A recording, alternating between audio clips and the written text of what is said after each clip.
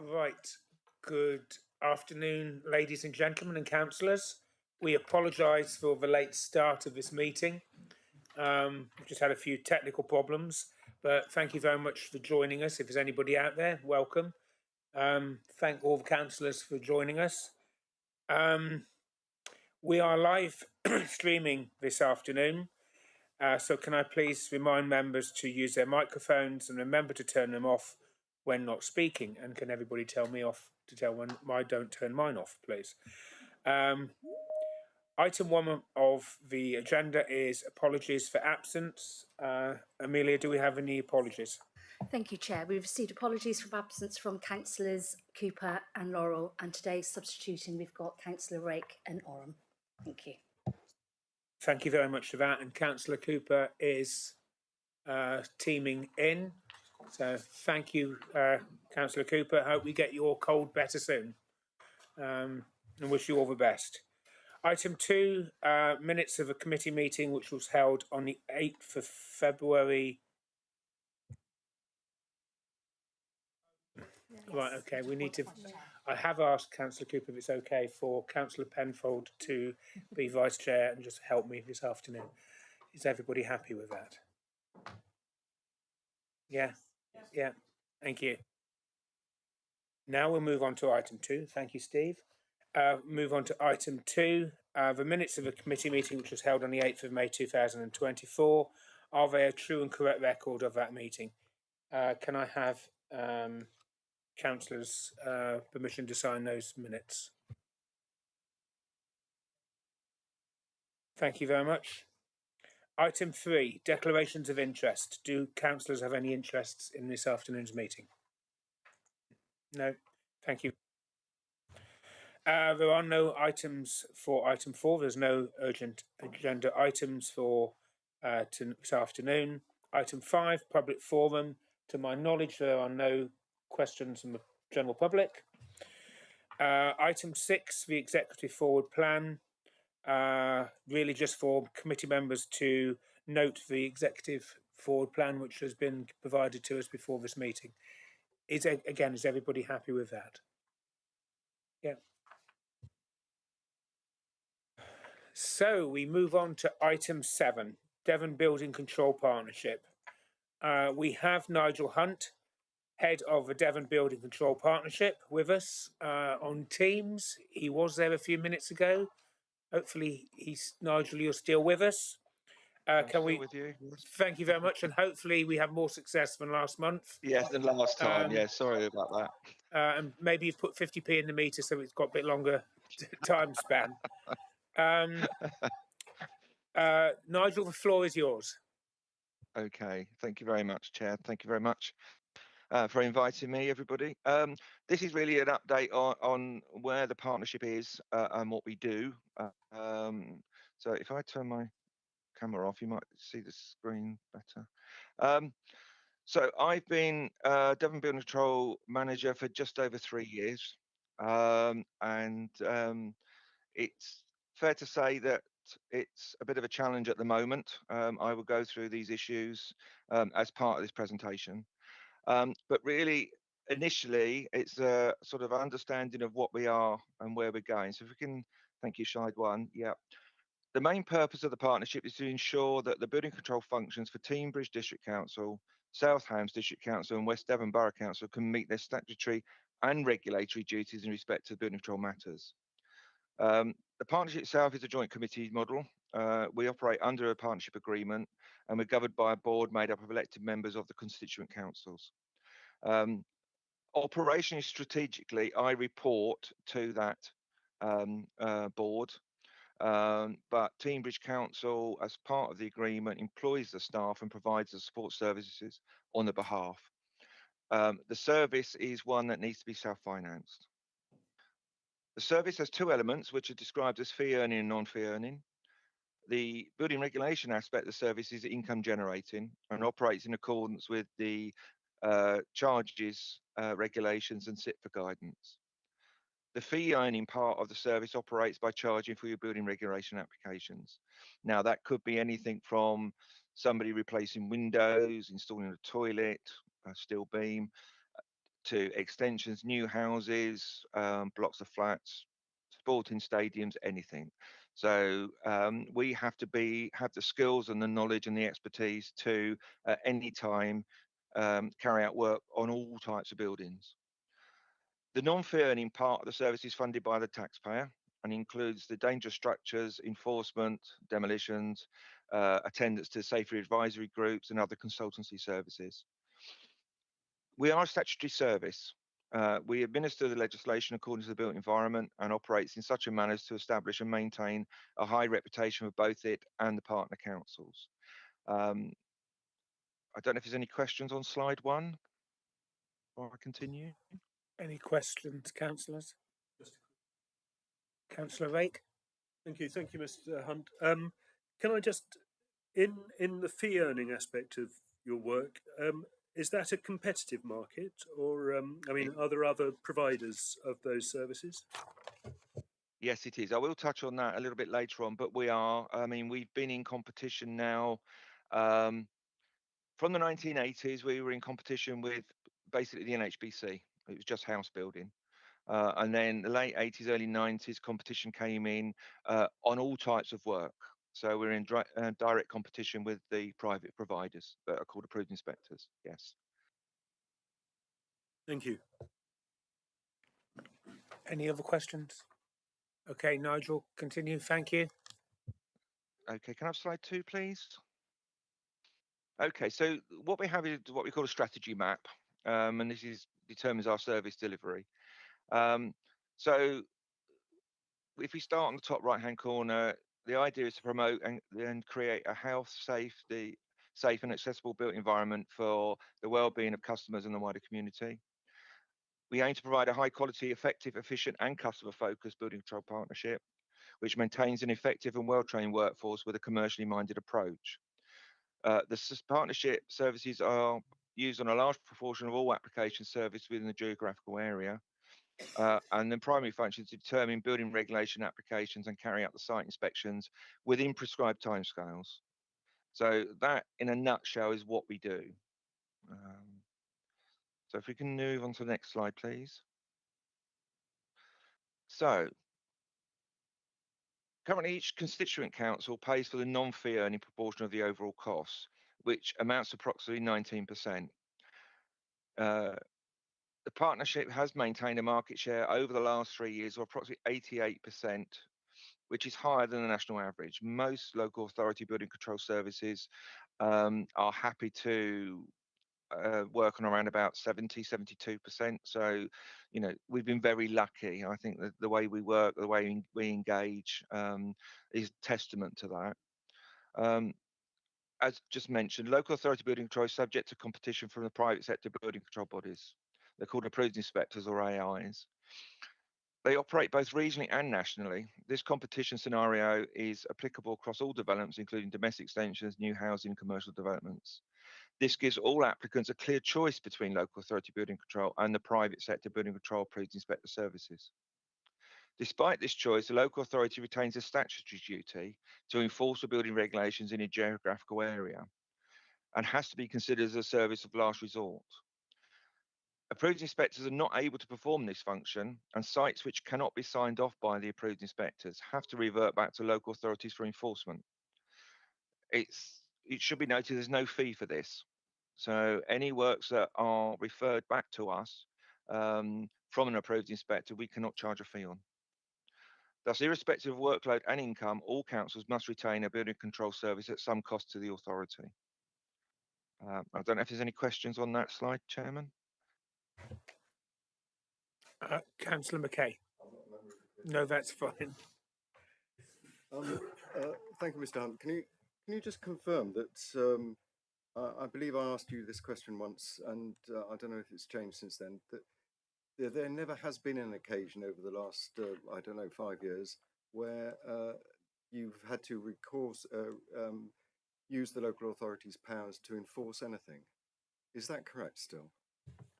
That is correct. This is going to change in the future with the new legislation, the formation of the new building safety regulator. But the way that we enact our role is to utilise soft enforcement. So in the past, what we've been able to do is sort of issue guidance, sort of hold people's hands through a process, so that ultimately we can achieve a sign-off and a completion certificate. Okay, thanks. Can I just ask a quick supplementary? Of course.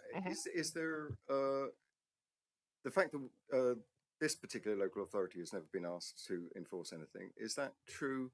Is that representative of the sector as a whole, or is that unique?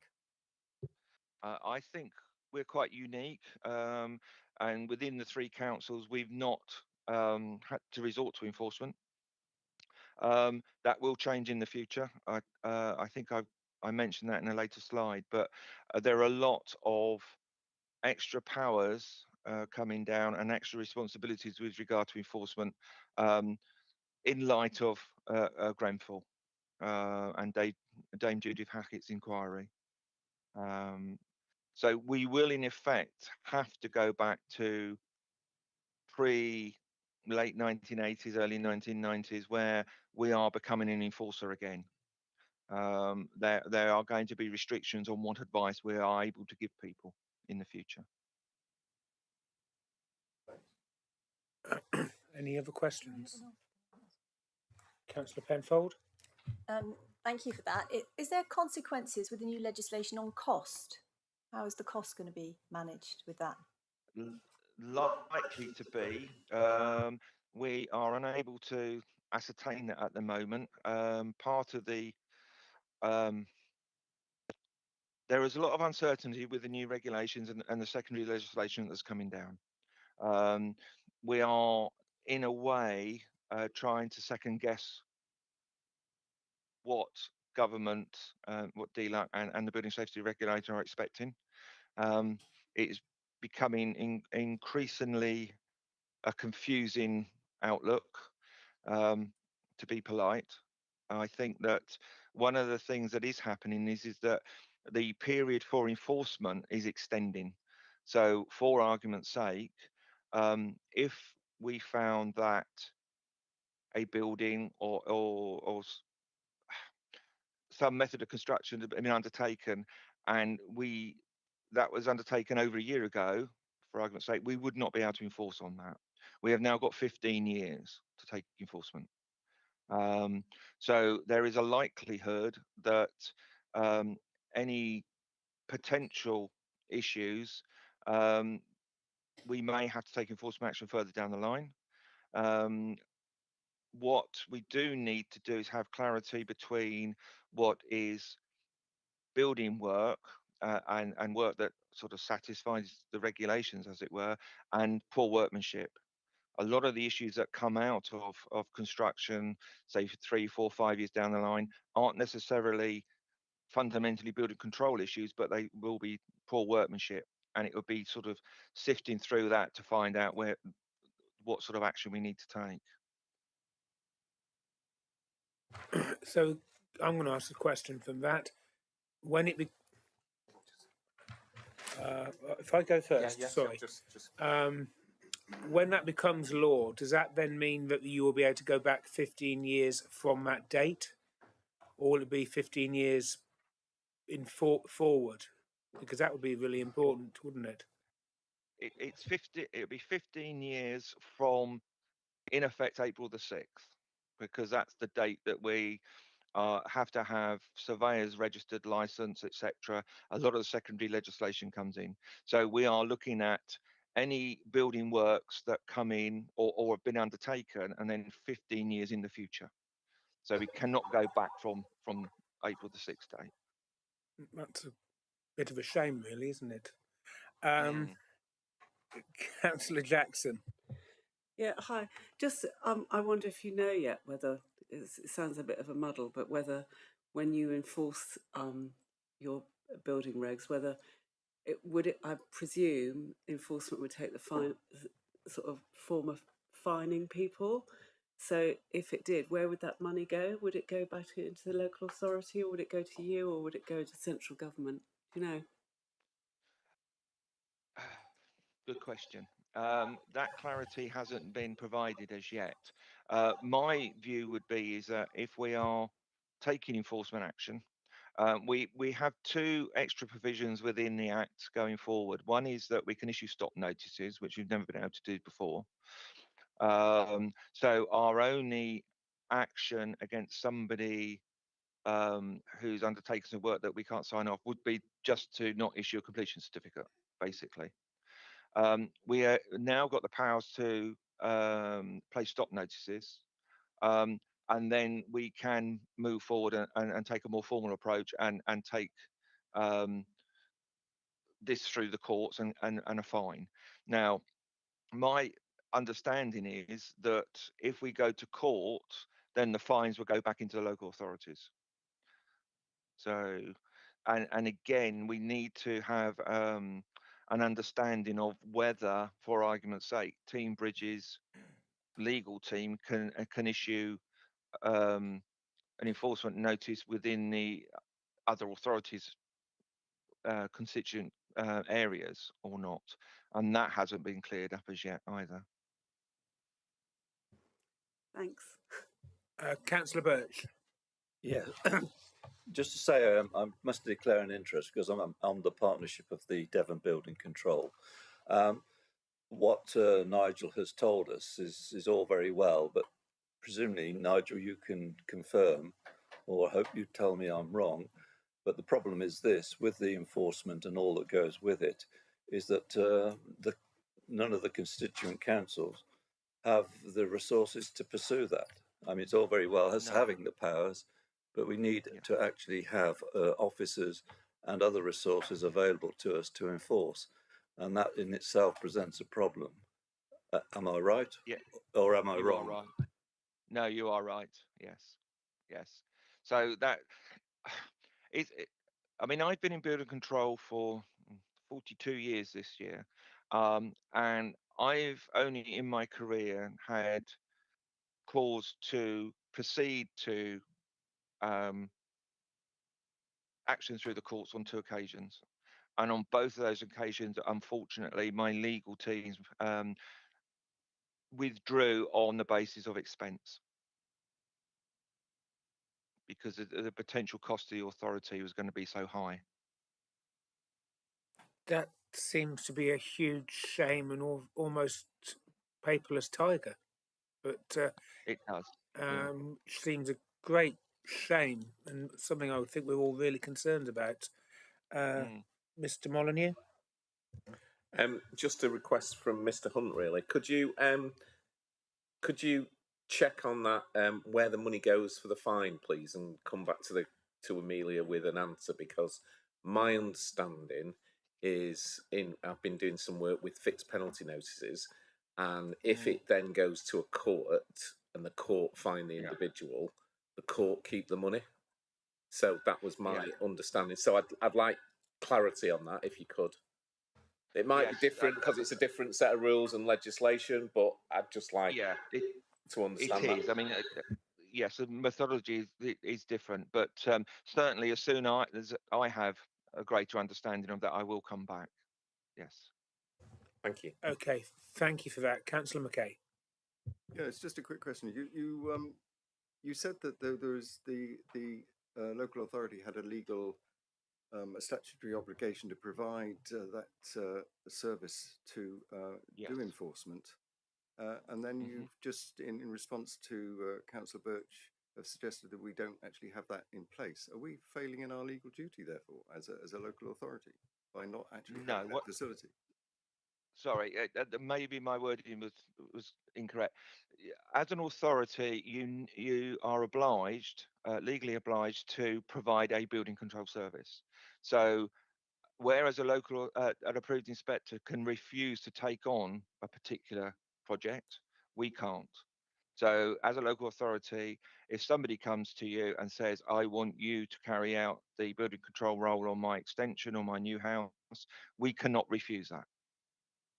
Doesn't matter how bad the developer may be or how bad the builder may be, we have to service that. Okay. Thank you for that. Any other questions? Right, Nigel, if you'd like to continue, thank you. Okay, can I have the next slide, please? So part of what we do is we use Power BI to understand our business, and we have certain key performance indicators, some of which are now brought down by the building regulator, which we have to report on, and some are our own key performance indicators. This is to the end of last month. Sorry, no, January, I think it was, which gives you an idea on the left-hand side of the split of applications. So initial notices are in the orange, and then all the other applications there are applications that are actually chargeable. So everything other than the orange segment are actually applications that we receive a fee for. So we can monitor that, and we monitor our market share from that. And then what we do is we have all full plans applications. There are two types of applications that can be submitted to building control. One is a building notice, which is basically just a form, and people don't have to provide any drawings or anything with that. Or the other one is a full plans application. Now, if you are submitting an application for anything that's commercial or industrial, you have to submit a full plans application.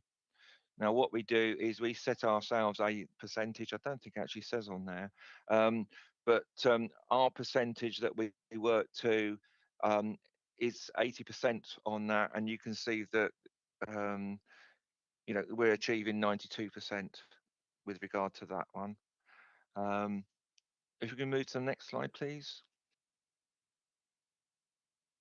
And again, then we can look at how we sort of service building notices, completions. So request for a completion. Again, our target is 85%. We're achieving 97, well, nearly 98. And then with regard to applications that are actioned or determined within 15 days, we have a target of 85% and we're achieving 92%. So it gives an indication of how well we are doing. So I think hopefully that will give you some confidence in the service as a whole. I don't know if there's any questions on those two slides. I don't think so. No, Okay, we're okay. Nope. Okay, if we can move to the next one then, please. So this is the sort of nitty gritty, I suppose. In 2023, it was a challenging year for the partnership, and continuing into this year as well. Following on from the Royal Assent being granted for the Building Safety Bill, it became legislation known as the Building Safety Act and received Royal Assent in April 22. It also led to the establishment of the Building Safety Regulator in England, which is part of the Health and Safety Executive and has a responsibility for regulating higher risk buildings, raising the safety standards of all buildings, and helping professionals in the design, construction, and building control to improve their competence. There's been a raft of new secondary legislation which has changed the roles and responsibilities of building control and its customers. The major changes are all building control bodies, so both public sector and private sector, will be overseen by the Building Safety Regulator rather than the government, which will audit building control teams and their managers. The Building Safety Regulator will also have the power to investigate and sanction building control teams, including the financial penalties, suspensions, and special measures for teams and individuals. In certain circumstances, this could lead to criminal charges and possible imprisonment. So that last paragraph is a critical one for us as a service, because we have certain obligations, we have certain standards that we have to keep to. If we don't, then there are now sanctions on local authority building control teams. I don't know if there are any questions on. Yeah, can I suggest that you go right through to the end slides, and then Okay, we'll fine, yeah. finish up there. Okay. Thank you. Yeah, it's fine. Okie dokie. Right, so the extensive new powers relating to enforcement, including stop notices and substantial fines, increasing the timescale for enforcement action, either by or on building control from 12 months to 15 years. Part 3 of the Building Safety Act, which came to force on 28th of October, applies to all buildings. The two sections in Part 3 aim to increase and improve building safety. The first introduces accountability for ensuring that building regulations are adhered to so that buildings will be saved by the introduction by a duty holder regime not unlike that which applies in respect of health and safety during construction. And the second aims for increased industry competence on the part of those duty holders and reflects Parliament's desire for a change in attitude to responsibility delivering buildings that will meet the new regulatory requirements post Grenfell. So what happens now is that on all applications, whether it's a building notice or full plans application, whether it's somebody doing small domestic works or larger commercial works, the application forms that we receive have to be signed by people accepting responsibility. So somebody has to sign to be as the applicant. Somebody has to sign the responsibility for being the agent on their behalf, or the designer, and somebody has to sign for being the main contractor. Um, so that's never happened before. Those people who are signing that are actually signing to say that they are taking responsibility. So in the future, any action that needs to be taken, we have now got people that we can pursue. In the past, we didn't have that. We couldn't do that. So that's the major change with regards to that. If we can move to the next slide, please. In addition, all building control professionals will have to register with the building safety regulator, and not just those working on high-rise or high-risk buildings. Any restricted activity, from inspecting plans to site inspections, will have to be conducted by a registered professional who will be known as a registered building inspector. To achieve this registration and validation and then be licensed, surveyors need to submit evidence of their experience, which, if accepted, permits them to take the relevant competent exams. Any existing surveyors who don't gain such a validation, who are not licensed or registered at the appropriate level by April the 1st, 2024, will in effect be terminating their contract and will not be able to practice. The partnership surveyors have all submitted their evidence, a majority have sat in the examinations which are awaiting results. I will say that as of last week, I'm confident in the fact that all but possibly 2 of our surveyors will have achieved the class that they've applied for and will be registered. I have one surveyor who is going through an appeal process because on the day they sat their exam, which was a remote exam, their internet went down for an hour. However, we do have one surveyor that has not engaged in the process. I've had a further meeting with that individual today, and I would say it's likely that they will be terminating their contract. If we move on to the next slide, then please. So this is the last slide. So unfortunately, 2023 has also seen a downturn in application numbers and therefore income. And this is due to financial uncertainty generally and the rising costs within the construction industry. We are currently around 90% below the previous 4 years average, which means it's likely that we may have to utilise earmark reserves. Within the building control budget, we do have reserves. So what happens is that when people submit applications, they pay a fee, and we have that money so that we can service those jobs for years to come. So in effect, that whilst you may pay a fee this year, we don't expect you to complete that work within a year. You have forever to finish it. So we have this rolling reserve that we can use to invest in the service, or we have earmark reserves to sort of see us through lean periods, because otherwise we would have to come back to the constituent councils to pay additional monies for the service to continue. Market share remains higher than the national average, as we spoke about, and all key performance indicators have been achieved. However, staff retention and recruitment does remain an issue in gaining experienced and qualified staff, both regionally and nationally. This will increase with a considerable number of staff within the profession who are 55 or over retiring, as they do not want to go through the process of proving their competency, as mentioned previously. Currently, we feel that nationally, we are probably 20 to 30% below the level of professionals that we need. That's both within the private and the public sector. We cannot, at this moment in time, equate how many people may leave after the April deadline.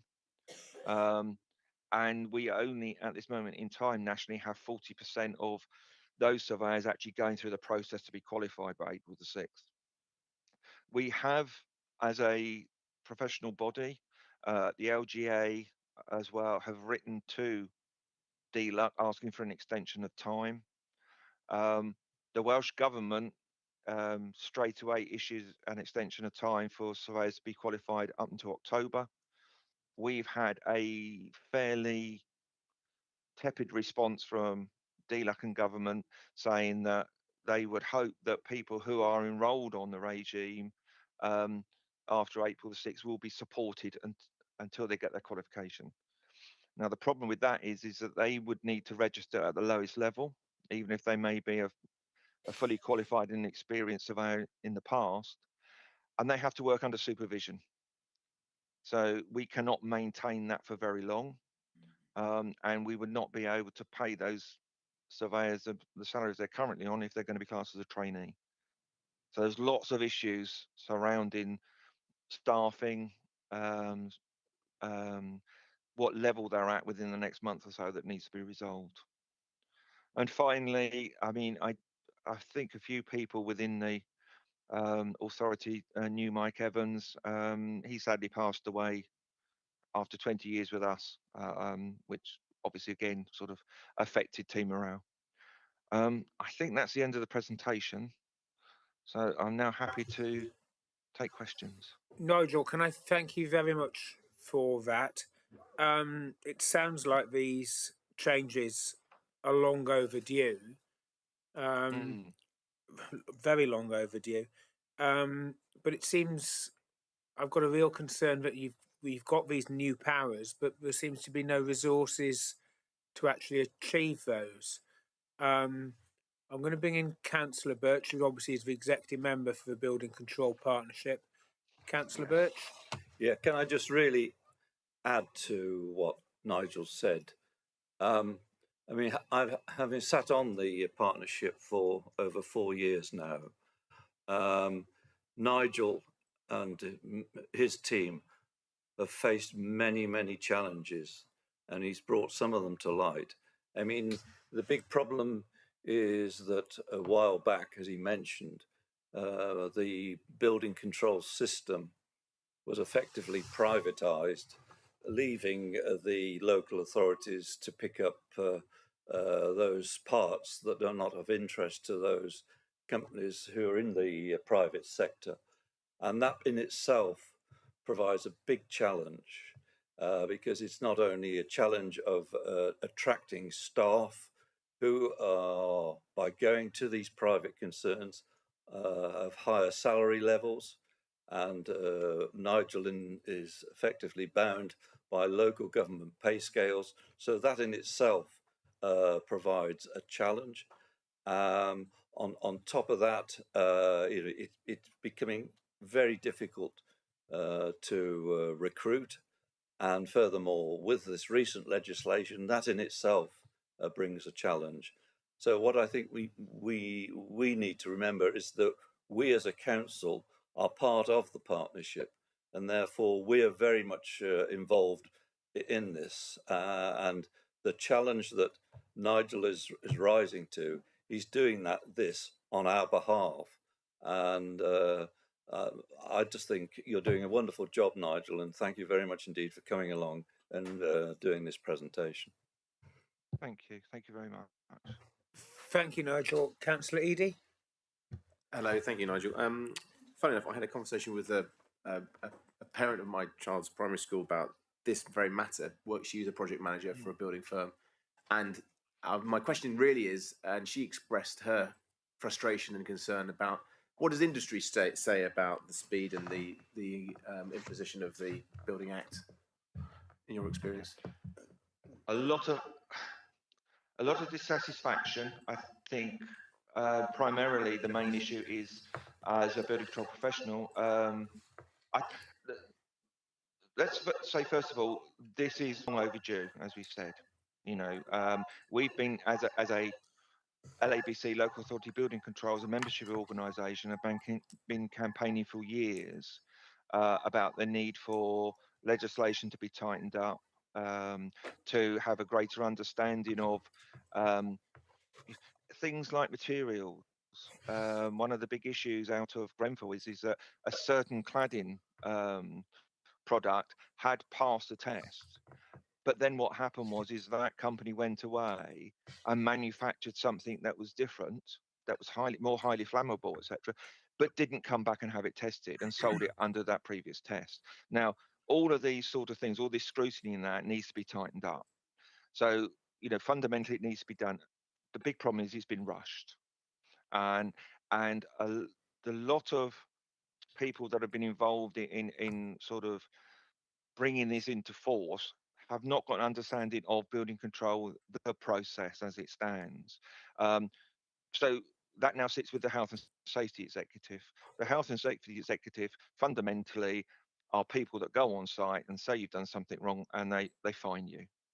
That's our attitude. We want to and have always tried to advise people and sort of guide them through the process. And that's how we achieve compliance. The concern is that is going to be sort of taken away from us. But yeah, the other thing to mention is that we are the first profession within construction that are being overhauled like this, as it were. The aim is that architects, that actual construction professionals now will all go through the process at some time in the future. Yeah, I think my sort of part of my thinking is that is there an element of this that presents as an opportunity for Devon Building Control Partnership? Are there means that will bring in new sources of revenue, for example? Honestly, no, I don't think so, because part of the concern is going forward is that we will no longer be allowed to be part of, in effect, a design team. So where in the past we've had good relationship with architects, and surveyors have been able to go into their offices and sit down and say, what have you got coming up? Let's have a look at it. We are no longer allowed to sit down and advise them that they may need to have a second staircase in, or things like that, because we are in danger that if we are part of that process and something goes wrong, then we can be taken to task over that. So I think there's a great danger there.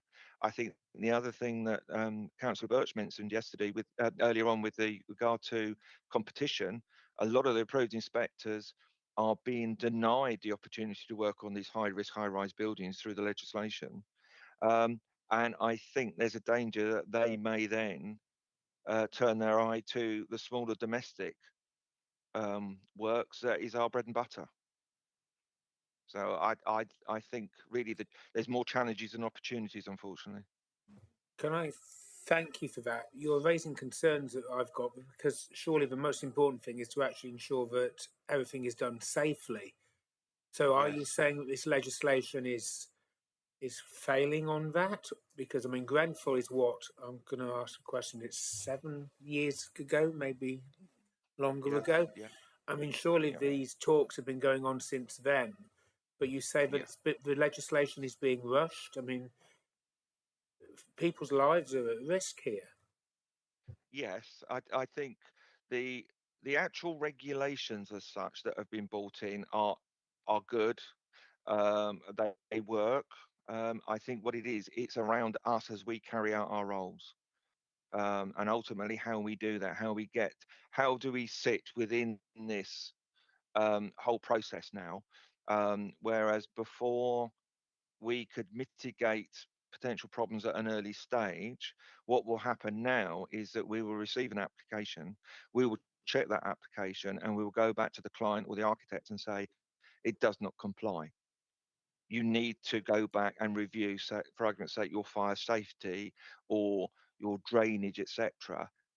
But we can't tell them fundamentally what the issue is, or we can't give them an option, whereas we used to be able to do that in the past. That just raises even more concerns I've got. Sorry. Before I come back, can I ask Councillor Birch, how do you see these concerns and issues being resolved? I mean, it does raise concerns I've got. we have a partnership meeting at the end of this month, and I think the issues that have been raised are certainly going to be addressed, hopefully at that meeting. I think at some stage we need to come back to your committee and in fact, it's Councillor Mackay and myself are the council's representatives. I think perhaps at a later date we need to come back and do a progress report as to what the problems are and how we as a council need what issues we as a council need to be aware of. But it is, as I said, and it is a challenge. Thank you. Councillor Preswell. Yes, thank you, Chair. I don't know if you might have this figure over the last year or 10 years, but when local authorities have had to use your services, you said some can't afford to actually pay. Have you got a percent or a number? Do you have figures of how many authorities have struggled, or is it occasional? Sorry, in what aspect? So when local authorities have asked to use your services for whatever, whether it's commercial property within their areas, some authorities will struggle to pay, it seems. I wonder if you have any figures of how many local authorities have had difficulties. Is it widespread or is it unusual? No, I think it depends with regard. I mean, the only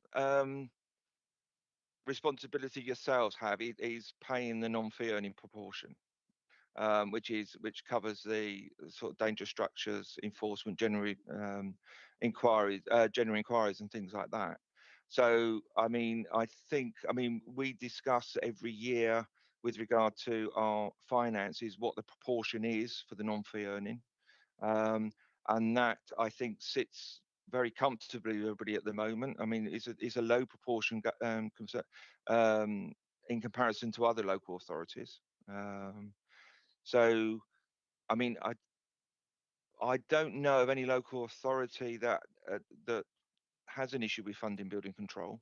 The major concern is with building control services that sit within unitary authorities, because I do know that some of those have been subsumed into a wider authority and no longer operate within the SIT for guidance, so they don't have the opportunity to develop a reserve, and that as a service would live sort of pretty much hand to mouth. We are lucky in the way that we operate. Fundamentally, we don't need to come back to each authority and ask for sort of money to in effect bail us out. So, thank you very much for that. Do we, Councillor Dennis? Sorry, thanks, Chair. I think that might be the last question, and I think I asked the same of South West Water actually. Councillor Birch has made the point very strongly that obviously there are challenges and that you're facing, and as a council it is a statutory service that you're providing. So I just wonder if there's anything that you wanted to ask of us really in terms of support and assistance. No, I think what I will say is that I'm very grateful for the members that are on the committee. I think that rightly so that the new members on the committee, well, I say Councillor Birch, you've been there 4 years, but they challenge me and they challenge us as a partnership, and I think that is right and proper.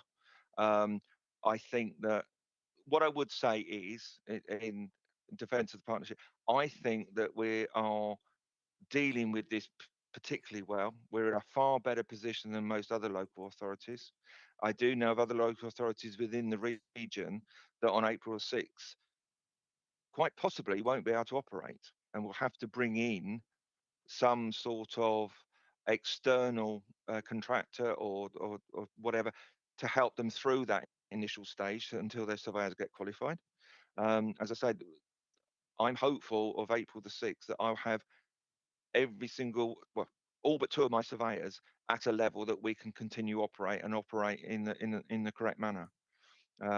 We took this on board over a year ago. We allowed staff to have every Thursday morning to train. We helped them get their portfolios together and identified their shortfalls. And as I say, I'm pleased to say that we are in a very strong position going forward. Thank you very much for that. Councillors, are there any other questions? No. Nigel, can we thank you very much for coming this afternoon? Very much appreciated. You've raised a few concerns I think we've all got in the room. Councillor McKay or Councillor Birch, do you have anything else that you'd like to say? No, except that I'll repeat what I said a moment ago, that we'll perhaps that we could come back to, when I say we, it's Councillor McKay, so come back to your committee and just report on how matters are developing, certainly after the beginning of April. We'd welcome that, I think. So thank you very much, and thank you very much, Nigel, for teaming in to us. Thank you very much. Thank you very much. Goodbye. Bye-bye. Bye-bye. Right.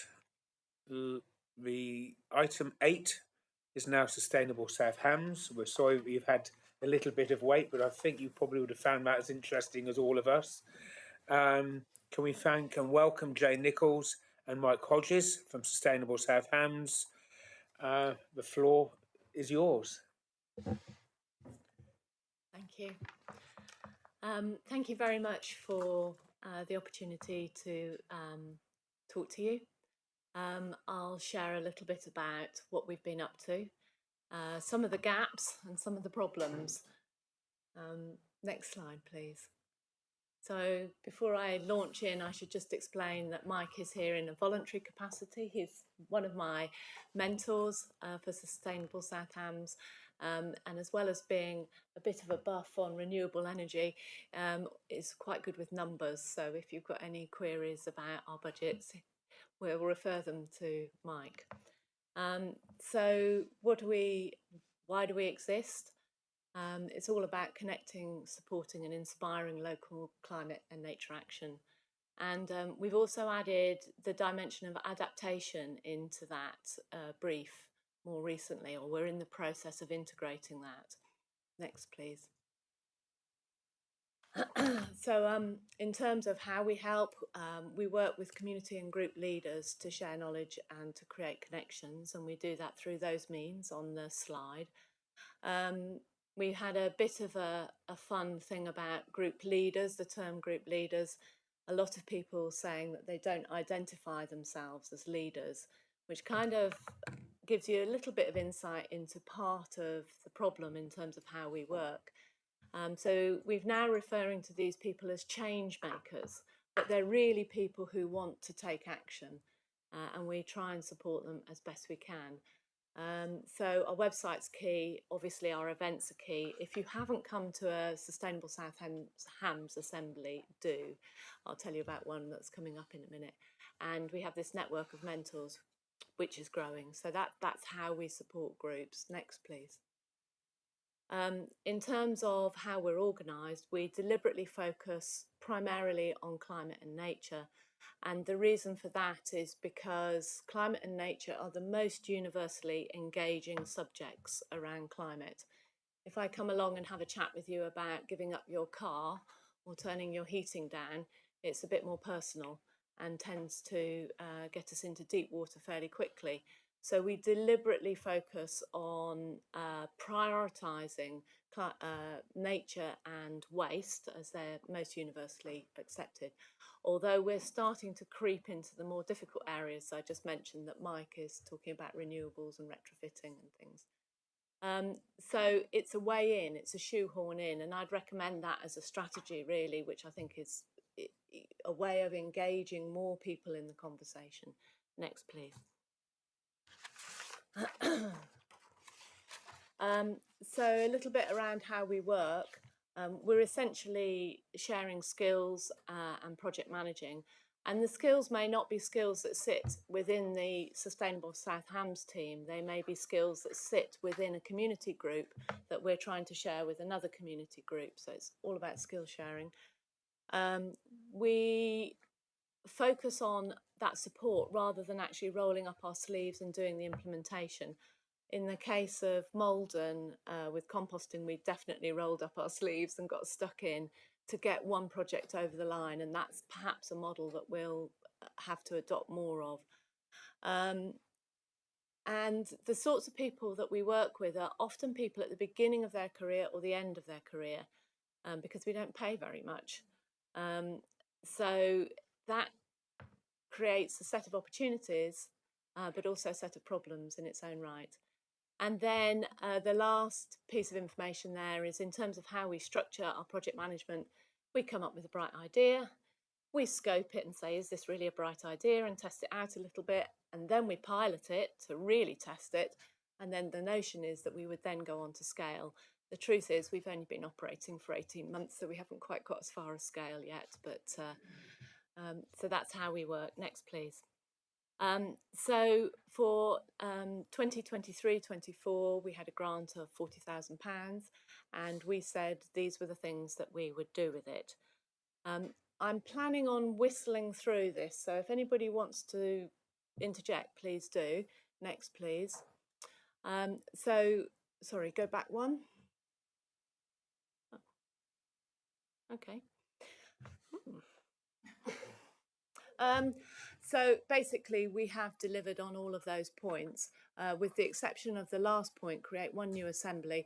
That is work in progress, and our assembly will be on the 20th of April. So it's very, very definitely in plan, but not delivered. Next, please.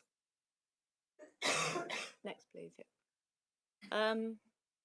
So in terms of, I'll work through each of those. Sorry, go back one. I'll just quickly work through each of those titles. What we've done on our website is there, and the next steps are around social media. Next, please. Our website, if you want to look at it, which I encourage you to do, one of the key parts of the website is the map that shows the relative level of activity around climate and nature. So you can look at your parish and see whether your parish is a relative dark green or a relative sandy colour. So the darker the green, the more activity there is in your parish or town. And this information may be wrong. It's only what we've picked up on the internet. So it's information that's in the public domain. So if you know better than us, great, let us know. But it also perhaps tells you that there's not much information out there about activities. How come Malden is low when it's got a new composting project opening within a few days? So I would have thought. It's gone to green now, sorry. It's updated since I did the presentation. Oh, right, okay, sorry. Okay, thank you. I did the presentation about a fortnight ago, and it's just updated to light green. So there's 3 measures that we assess on, and this is open to challenge. It's just a relative assessment.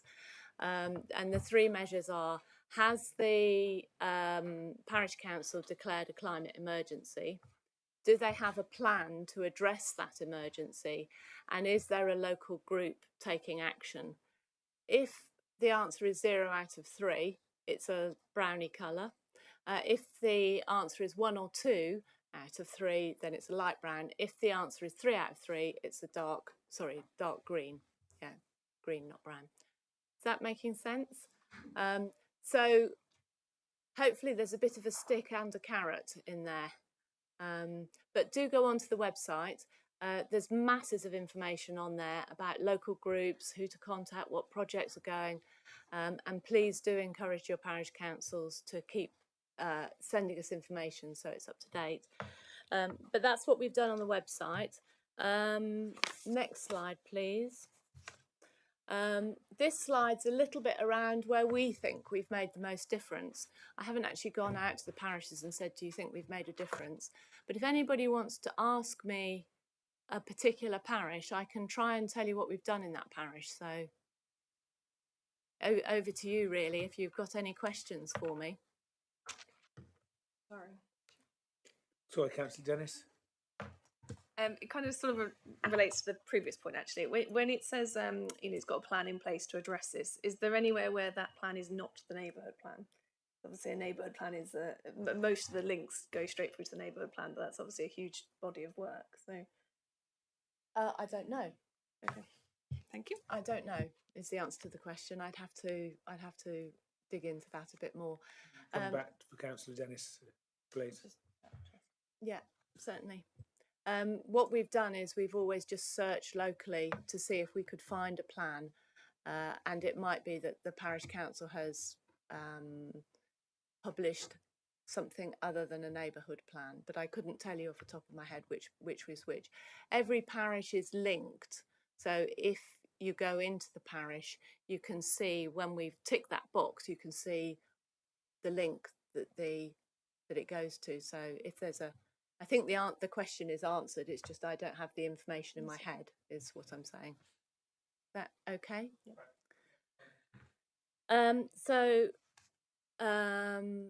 Yeah, anybody want to know what we've done in their parish? So there are some notes attached to the presentation. I mean, I'll pick a couple if I may, just to give you a feel for the sort of thing we're doing. So for instance, Holne, I went to their little sustainability group last summer and said, I really think you should talk to the parish council. And then very recently, one of my colleagues, Suna Nightingale, who is a Sustainable South Hams mentor for parish councils, actually went up to talk to the parish council and to persuade them to start working with their sustainability group. So that's the sort of thing that we're doing. Dartmouth, Mike, you've just been involved on EVs and... Yeah, so I'm, because I'm within Sustainable South Hams, I'm able to get access to National Grid's electricity network. So I've worked with, I think, about 5 parish council community energy projects, including Kingswear, Dartmouth, Ermington. Ermington have just got funding to proceed to start to plan an energy project. And one of the things you hear in the media is it's all about connectivity. Will you actually be able to connect your community energy project to the net? And because I'm within a mentor within the South Hams, I could say to National Grid, look, I'm working for local areas and they granted me access. So I can then go and talk to a community energy group and say, actually, there's a reasonable probability you will be able to connect to the grid, and that gets them over step 1. And I can also help them to understand there's a thing about size of generation, whether it fits or doesn't fit, and how you might do that, and also liaise with the other things like Totnes Community Energy, South Brent, where they've done it, and link people so so that you can actually to do these projects is really, really difficult, and it's about connecting people with the expertise. I'm going to talk about my patch if I'm allowed to be parochial. I don't know if I'm allowed to be parochial, but Kingswear, we had a site, the landowner ready to provide it for energy, and we found out that we weren't able to. The grid wasn't powerful enough or able to connect in, which was really frustrating because we had a site and the landowner all ready to roll. In Dartmouth, we've got a site for a composting project, but we can't get enough volunteers to roll it, and we've had that for nearly 4 years, and it's a site that South Hams District Council has agreed to provide us with for a composting project. So we're just trying, and Malden, fantastic, they've done it. And in Kingswear, we just couldn't find a site either for a composting project. We had volunteers and a group there willing to do it. They couldn't afford the South Hams ferry to go across the river and do one with Dartmouth. But joking. So I mean, it's really exciting. I'm surprised, John. We'll have to have a word with Cornworthy because I'm surprised Cornworthy is that colour. But I think it's really exciting, and you know, for all of us as members to work very closely with you, because I think it's a really good thing. And Suna from Ditson, he comes to our annual parish meetings in Kingswear every year, and he is so inspirational. He's really great. And he's done an awful lot of good in our part of the world. So, you know, thank you for all you're doing. Councillors, Councillor Jackson? Yeah, at the risk of being parochial, I'm from Kingsbridge, and I can see that we've got a black dot, which is great. But I know that it's all down to really hard work of the people that are there, and they're fantastic. They're so committed and dedicated, and it's not credit to, it's just their drive and enthusiasm. So I think that's probably, it's about the people, you know, Absolutely. and your mentor, you know, the mentoring thing, and that sort of flattening of hierarchy, and just their ability to sort of engage local people and groups and stuff. They're quite inspirational, actually. So I'm going to give them a shout out, Rosa and Dan and people like that. Councillor Creswell. Yes, thank you, Chair. It seems so tragic when our national grid can't take on these amazing community energy projects. I don't know if you can update me. I'm a bit behind with this.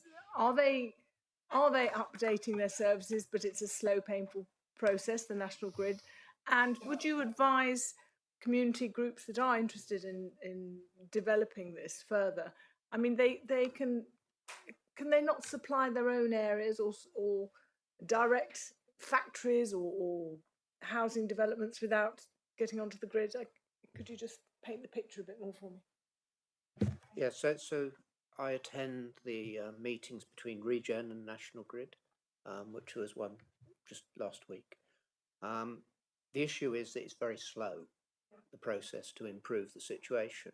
So what we have to do is what I've put together is a pack which I've shared with Kingswear, I've shared with Ermington, which basically says, you know, think about what you can do. And if you've got a local industry that is power hungry during the day, then solar paneling roofs in your area works, right? If you want to set up a community energy type group, that's going to take quite a while, and you're going to have a good grid connection to where you put whatever you use to generate, whether that's using water or solar or wind. Wind is very, very difficult at the moment, so it's mostly solar, and possibly increase the huge potential in the South Hams for water, as you know, we've seen through this winter when it's difficult to get solar. But I stepped through with, you know, if you keep it below 50 kilowatts, it's very easy to put into grid. If you get it up to 100 kilowatt generation, there's a different hurdle.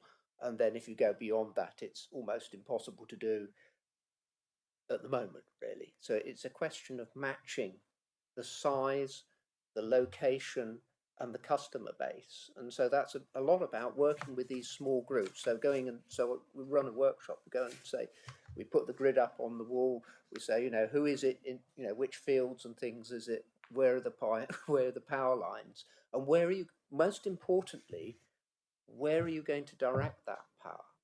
You know, are you going to, so we're doing a project with Marlborough Village Hall where they have a huge roof, lovely south-facing roof, and can we work that with community EV charging during the day, for example? And they want to put a heat pump on their hall, and can you put the three together so you can get a grid connection at 3-phase? It's really about getting into the nitty-gritty and working with local people and spending time.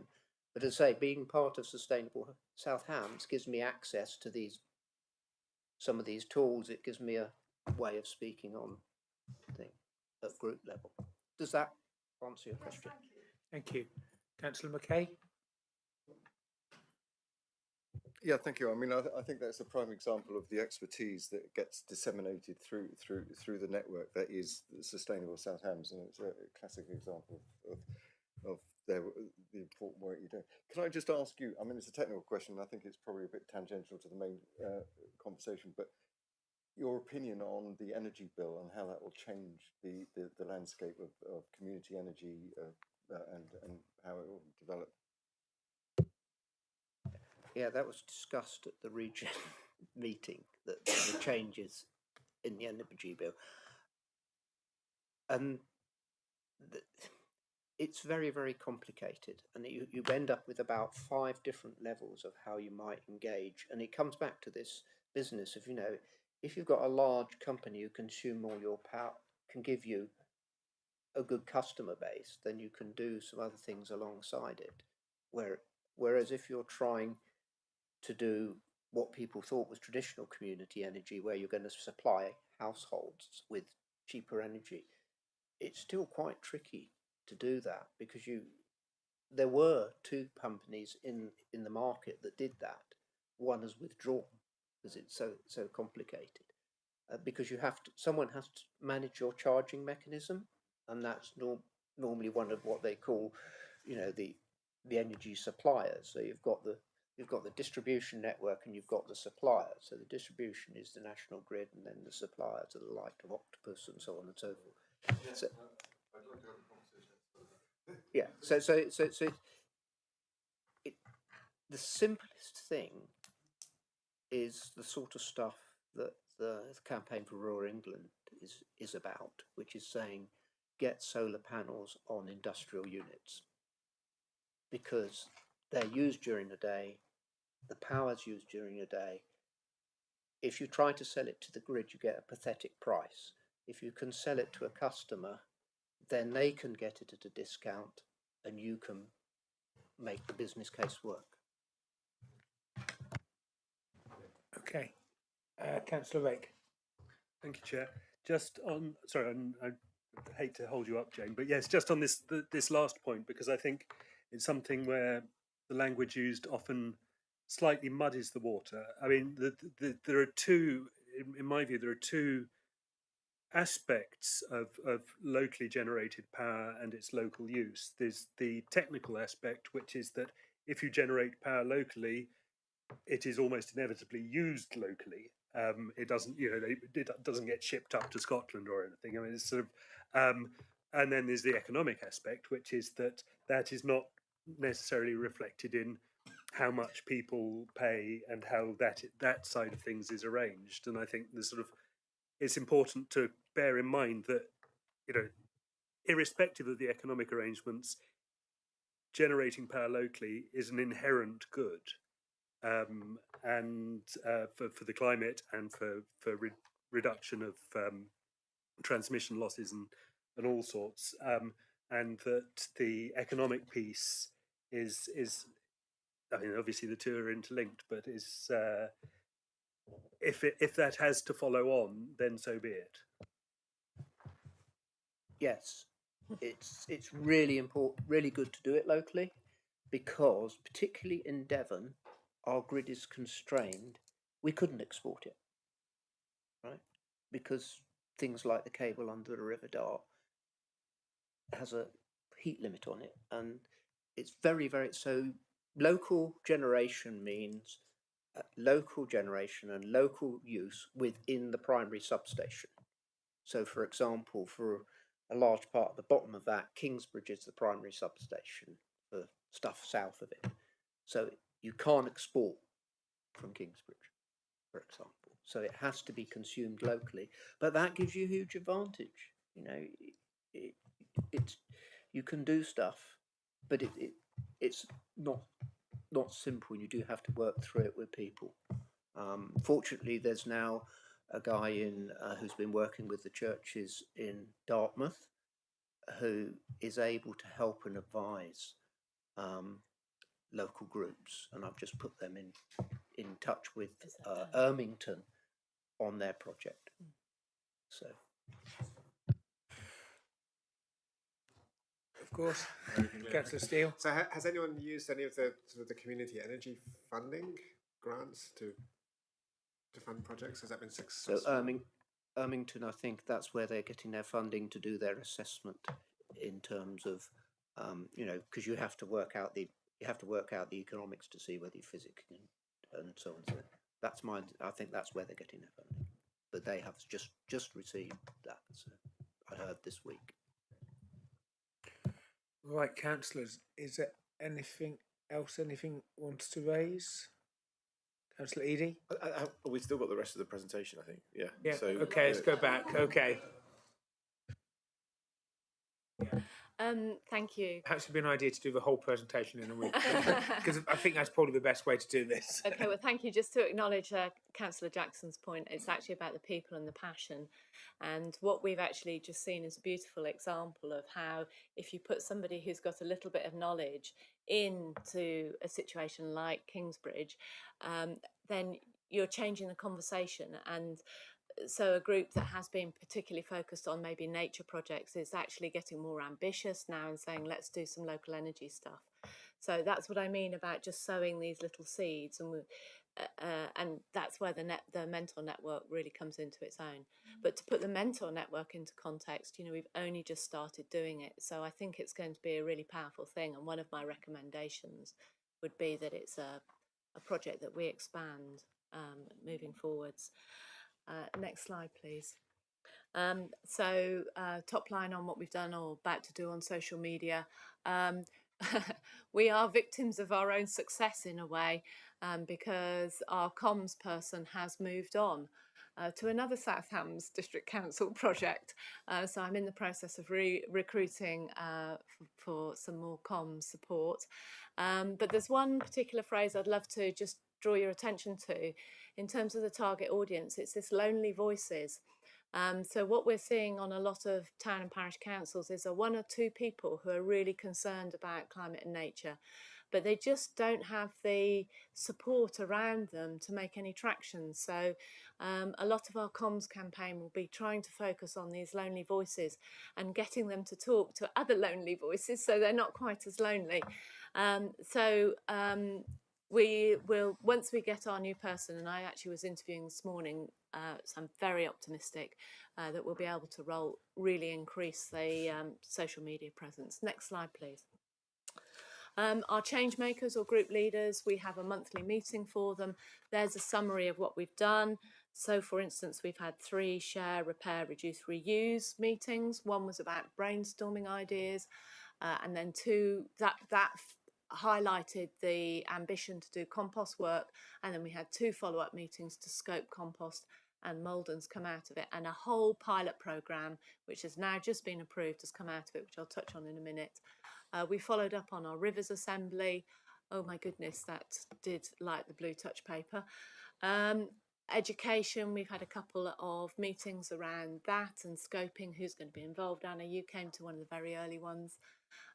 Thermal imaging cameras, that also has been really interesting. Again, it's part of the South Hams District Council strategy, and I'll come on to mention a specific mentor in a minute who's picked up thermal imaging as a result of this. We did a consultation for South Hams District Council, a consultation meeting around your strategy, and we like to share successes. And our adaptation will be the next thing that we're looking at. So next slide, please. So I won't go through this in detail. It's there for you to look at subsequently. You can see this lists the meetings. It lists how many people came to each meeting and how many groups were represented, groups or organisations were represented. So you can see we're getting pretty good turnout. On the strategy meeting, which took place in October, we had 30 people come from 29 different groups. So, that's an amazing input into the corporate strategy. I think people who really cared about it were sitting there listening and gave feedback. Next slide, please. So we've run a whole series of field trips and events. The numbers in brackets are the number of people followed by the number of groups. Haven't done as many of these as I would have liked. I just haven't had the resources to do it. But for instance, one of the things that came out of that was Ivy Fridge has been inspired, and it's now been birthed, I think, hasn't it? Yeah. And after the Rivers Assembly, we came along to Yelmpton. That's you, Tom, isn't it? Yelmpton, to look at the YEM project, which if you don't know about, you have to look at. It's the most amazing project. And the result of that and the Rivers Assembly was a very similar project has been established on the Erm. And that's really inspiring, and that's really going great guns now. So Sometimes we get to hear about things, sometimes we don't. Next slide, please. There goes. There's a few things that we know about there. So I know that 25 volunteers signed up to do CSIs. I don't know if they've completed the training. CSI is Citizens Science Investigation. So it's the water sampling.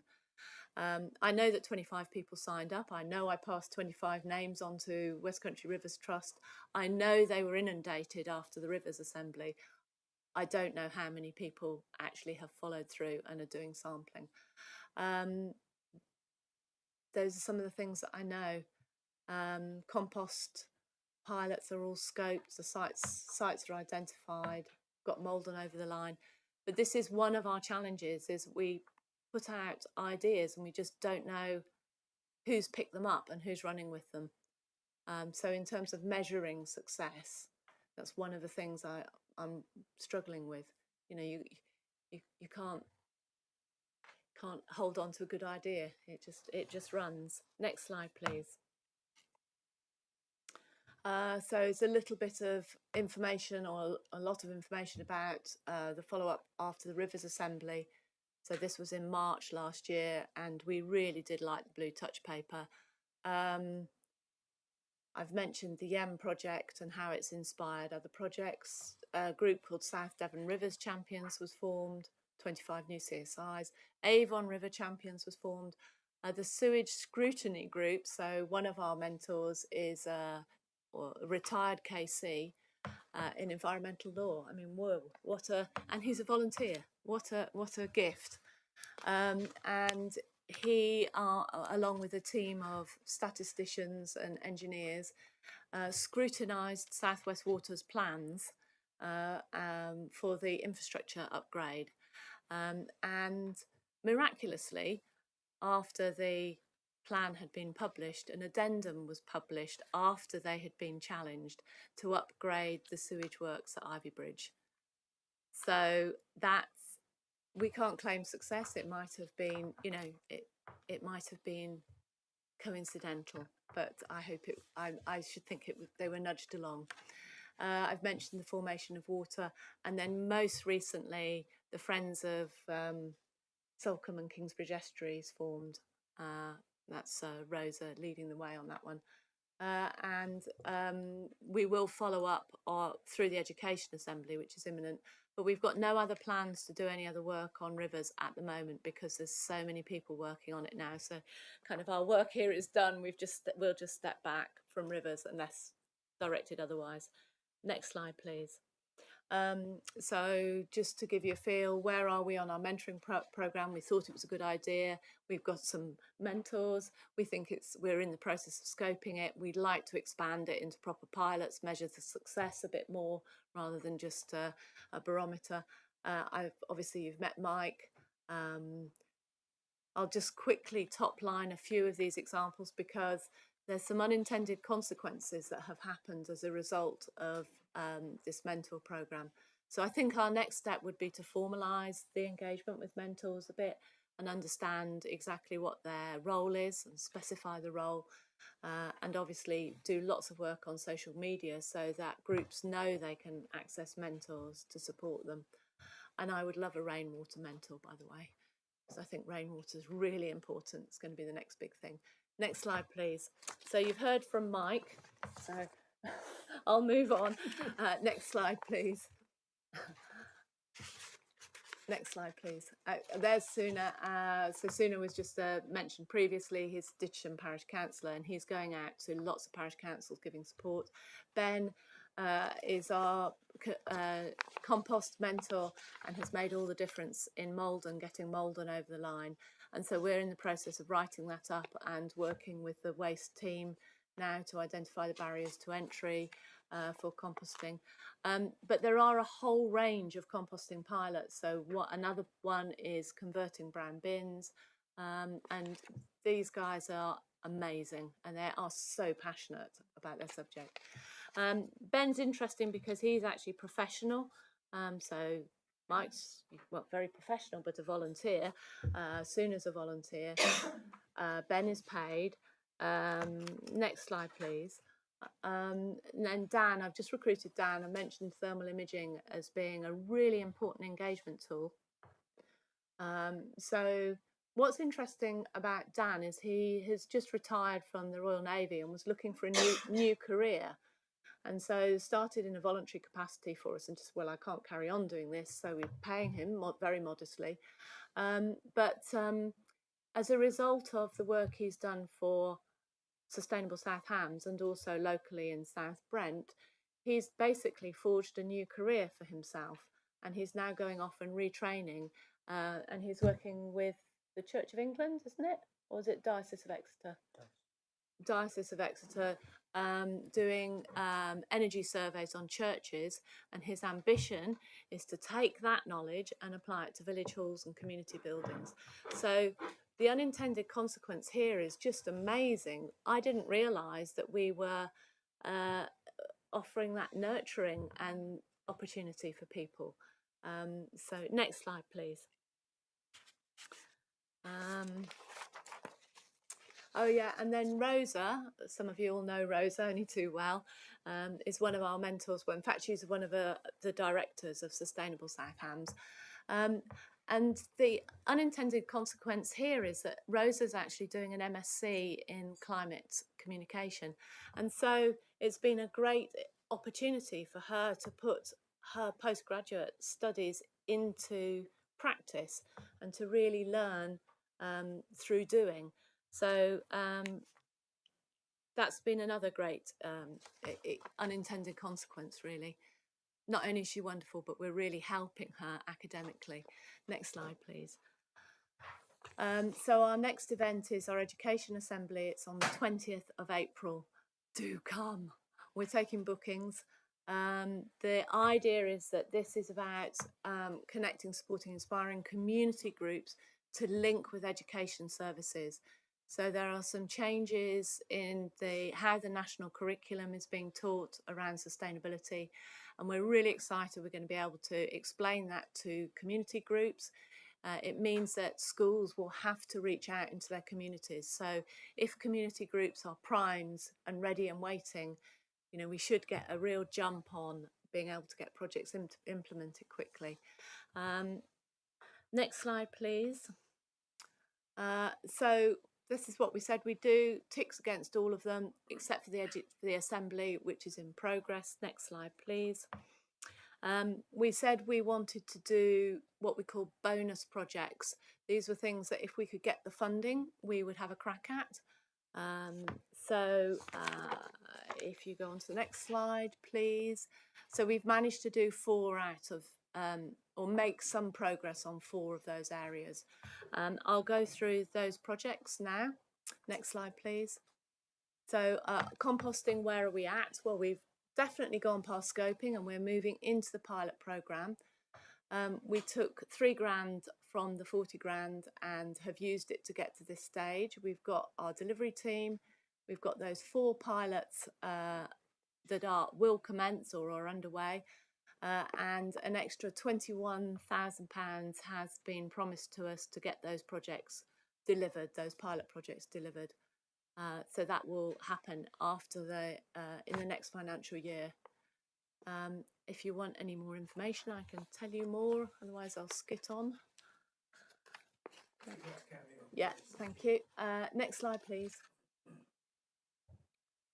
So retrofitting, we've taken a small lump of £2,000 from the £40,000 to really develop ideas, and we're at the stage now where we're scoping ideas, and we will be able to specify what additional funding we think we would like to come to you for, and what the deliverables would be around that. So that's where the retrofitting and energy saving is.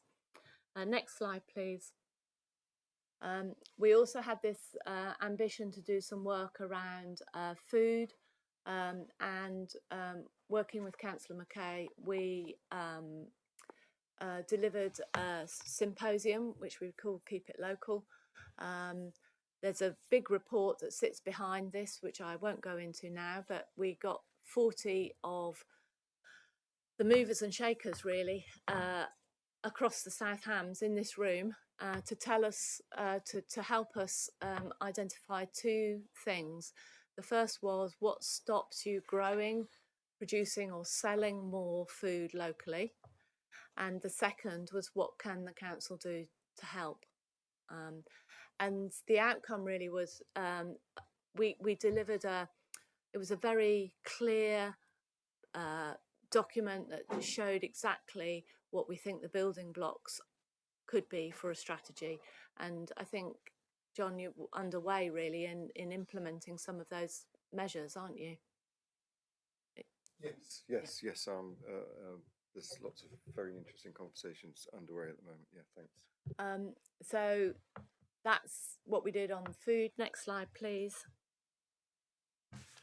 And that was, by the way, I should have said that was an additional £4.8 thousand.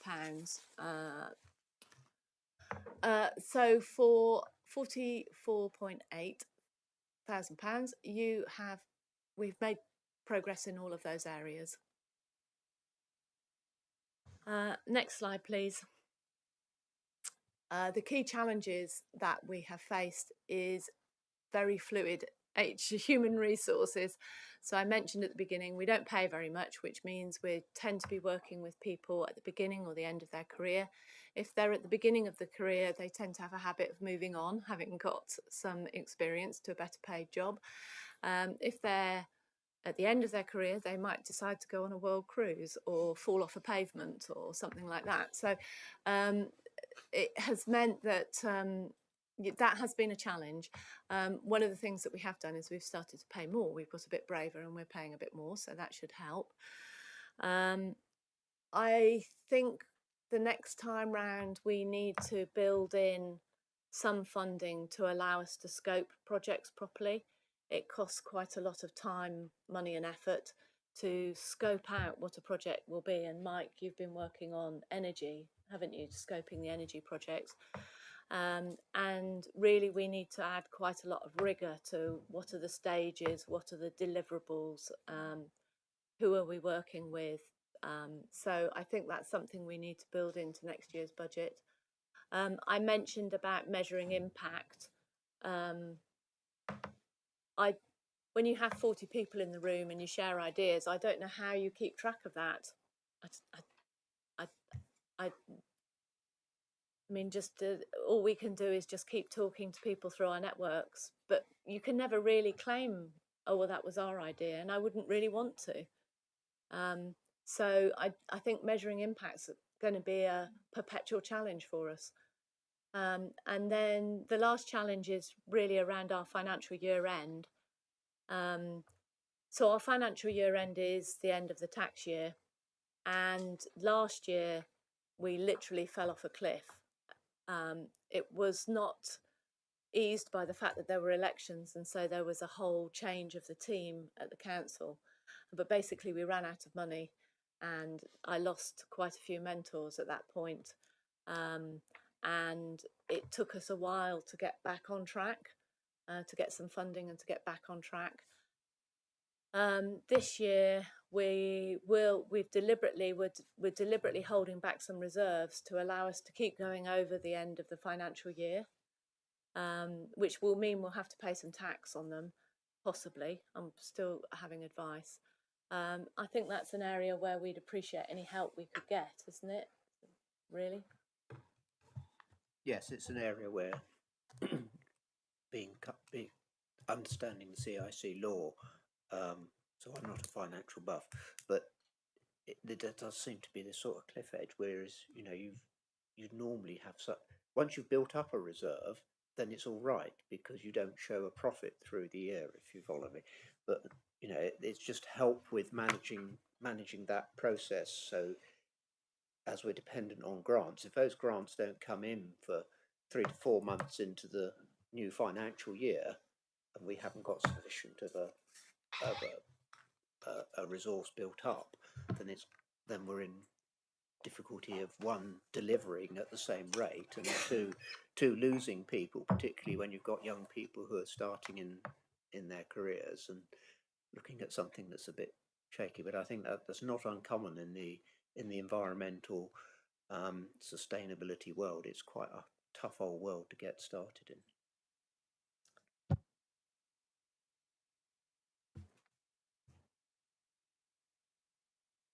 Oh, sorry, Councillor Hopwood. Sorry, I didn't see you back there. Sorry. Thank you. Can I ask, is it just South Hams you get income from, or do you get grants from other organisations? So next financial year, we will have a grant from Nature Save to help us deliver the Education Assembly. And we get a small income from the events that we run. Since we had the South Hams funding, we have tried running events for free, just as an experiment, because we're not in it to make money. The whole thing about a CIC is you're not in it for profit. And what we found is when we don't make a charge is that people don't show. So we just ran a composting workshop in, what was Ben's most recent one? It was Marlborough, I think. Yeah. And all the tickets had supposedly sold, but only 6 people turned up. I put 2 mentors in there. 6 people turned up and 3 of them went early or something. So, I'm afraid now I'm just going to charge, even if it's only £5, which is what we're doing, because it just holds people a little bit more, or at least they've got the decency to tell you that they can't come. And so they're not taking a seat that can't be reallocated. So answer to your question is modest income from other sources, but yes, heavily dependent on South Hams District Council. And that probably is something that we should look to change or broaden. Can I carry on? Sorry, I'm just interested. So, moving forward, I suppose as you become more recognised, then you'll be able to go elsewhere for grants as well. It's just you're doing such. I think you're doing good work, but again, you're saying you. It's very hard to measure. We sow seeds, but don't know if they germinate, and I think that's an issue, because I think it's good to know to have measurable outcomes, especially with taxpayers' money. And I suppose as you get more and more advanced and you get more recognised, then you can go elsewhere for grants. So you're not quite so reliable on one income stream, because it'd be a shame you're putting all this work into it. And if for some odd reason, I don't know if South Hams is going to fund you next year or the year after, if that funding went, you wouldn't exist. I don't think so. It must be an issue for you. I agree completely. I think it would be very prudent for us to diversify our income streams, and I think now we're getting better established, we stand a much better chance of doing that.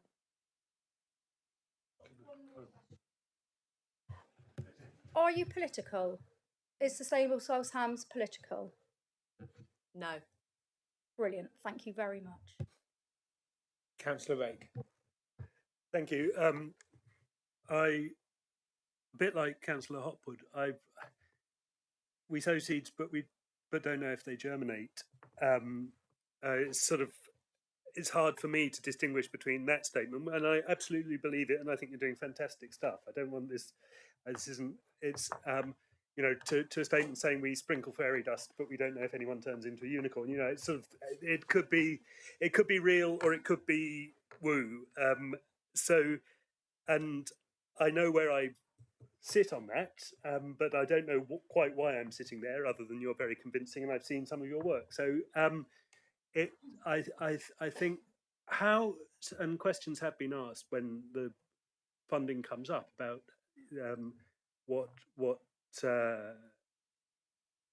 how we measure what you're doing, how we measure the value for money that it represents to South Hams. So the question really is, how do you think it would be fairest and best for us and for the Overview and Scrutiny Committee and the Audit and Governance Committee to judge the value for money that we get for our grant?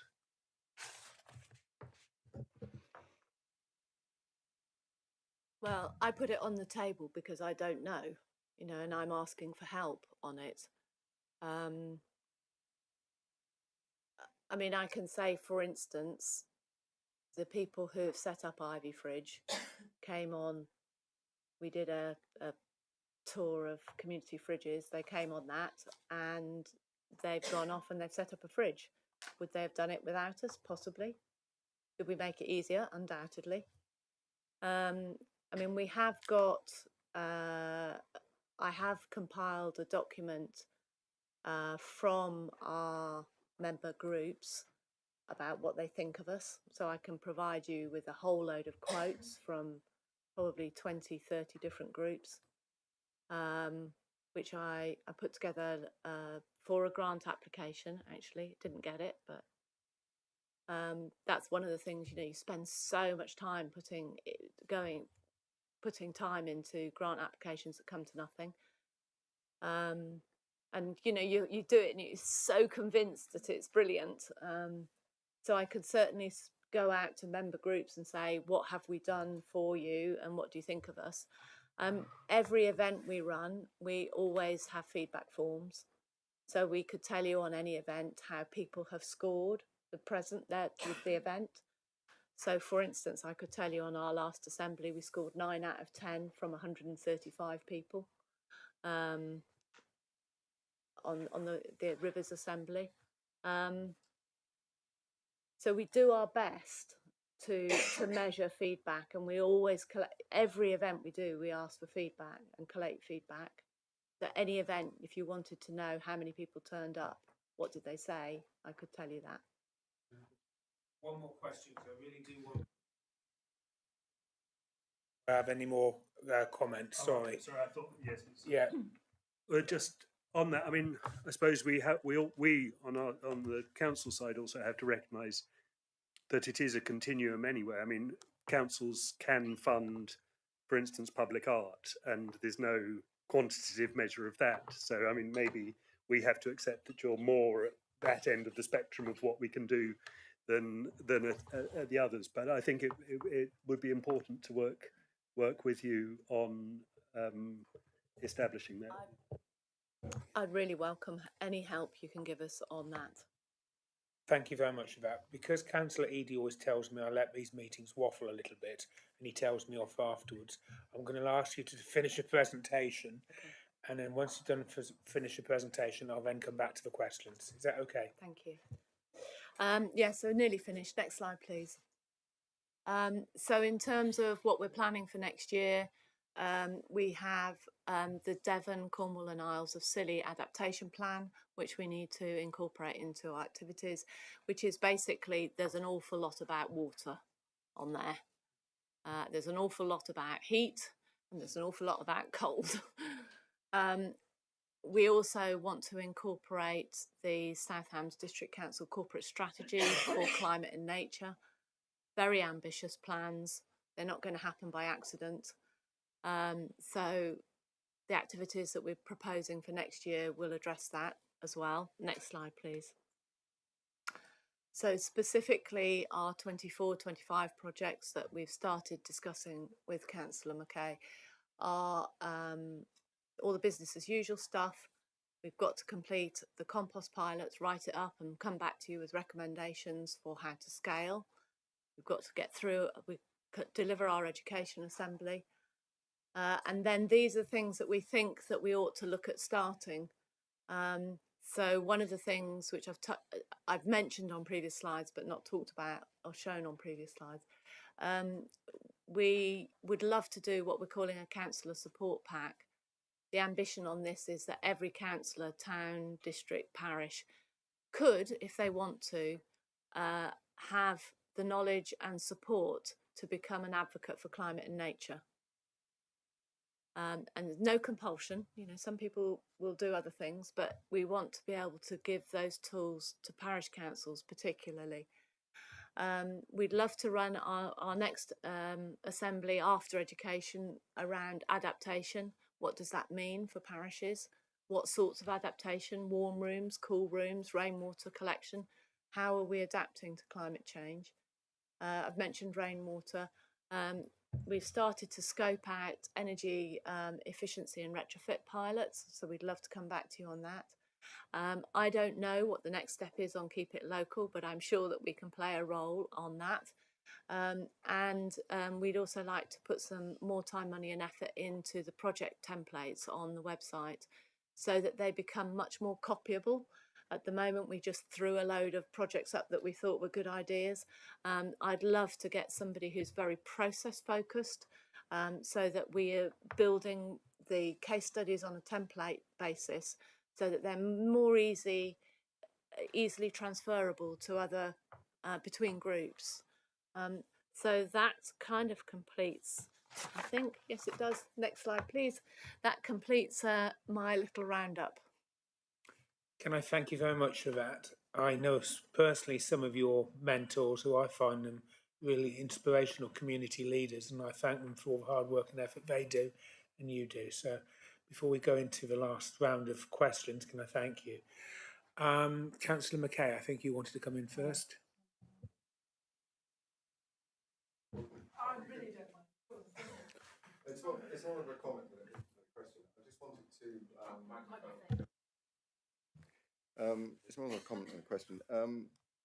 I'd like just to follow up on what Simon was saying. I mean, I think one can get lost in PKI,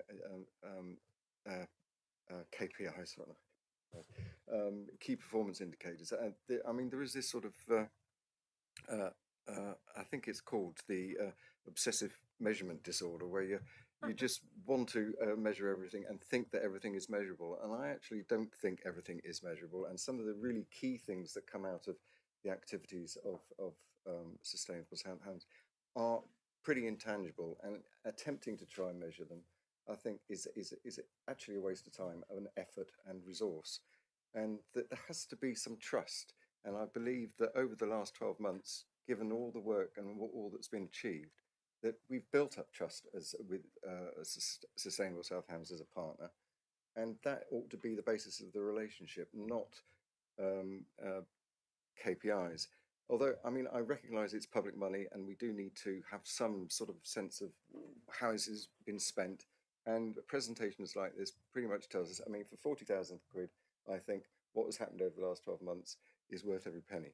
And the advice that's been disseminated to groups across the district, I mean, I take Councillor Hopwood's point about possibly spending some of that time and money that's on looking for other grant sources to supplement that. And clearly, who knows whether the council, we might become a unitary and what have you need in order to be able to have a secure future, not to depend on the council forever and a day. But right now, this minute, I think I would like to see the council continue supporting you for at least another 12 months, if not before longer. Can I thank you, John? Councillor Peswell? Here to that. But also I was thinking about measuring success, and I mean, the fact, you know, a lot of our parishes have local climate action plans in place, and with your outreach, you know, there are results and there are people interested and they are supporting their local climate action plan. And surely that's what we want and what we ask for. And that's the whole mission of your role, to encourage lots more of this. So with these projects going on, I mean, that's a huge measure of success. But if you want something more academic, I mean, you know, there's qualitative and quantitative and all of that, going down that route. There'll be academics around that can advise you on this. But I think there's no question that they're having a phenomenal effect in our area. And yeah, thank you. Thank you for that. Councillor Penfold.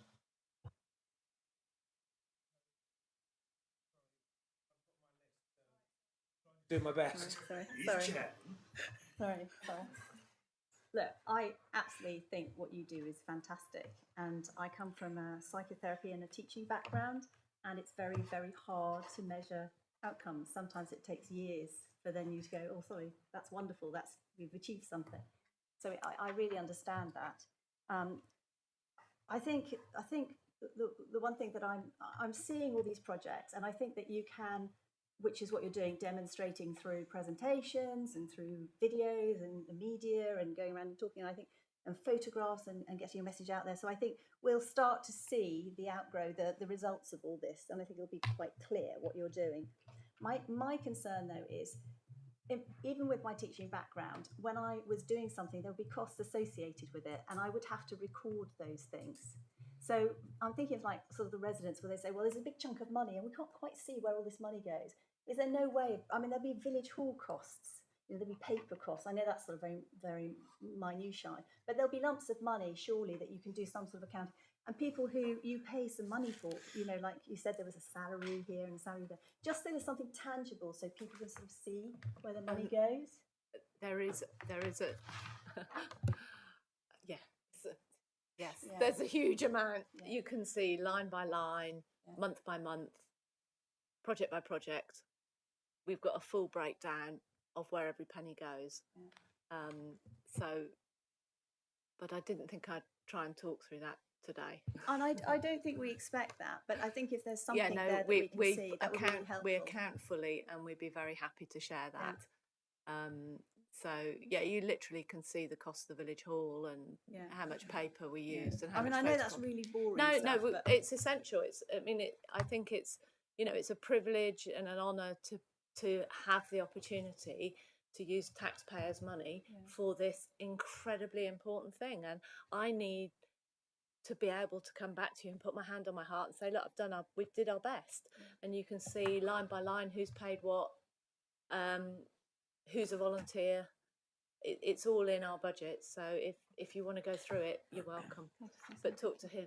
And I think that would be very helpful to people who are a bit more sceptical about some of these things as well. So that combined with all the publicity that you're putting out. We're a CIC, so our accounts are in the public domain.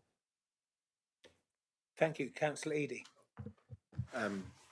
Jane, there's so much that you've just given us, which demonstrates a hell of a lot of the stuff you're doing, and clearly there is a lot there. I think the useful thing I can add, or was going to suggest, there are other things I was going to mention, but really I think it feels like business plan and 5-year strategy are kind of the focus of one of the things you should be on your to start list, and I think that's quite a useful thing to do. It's obviously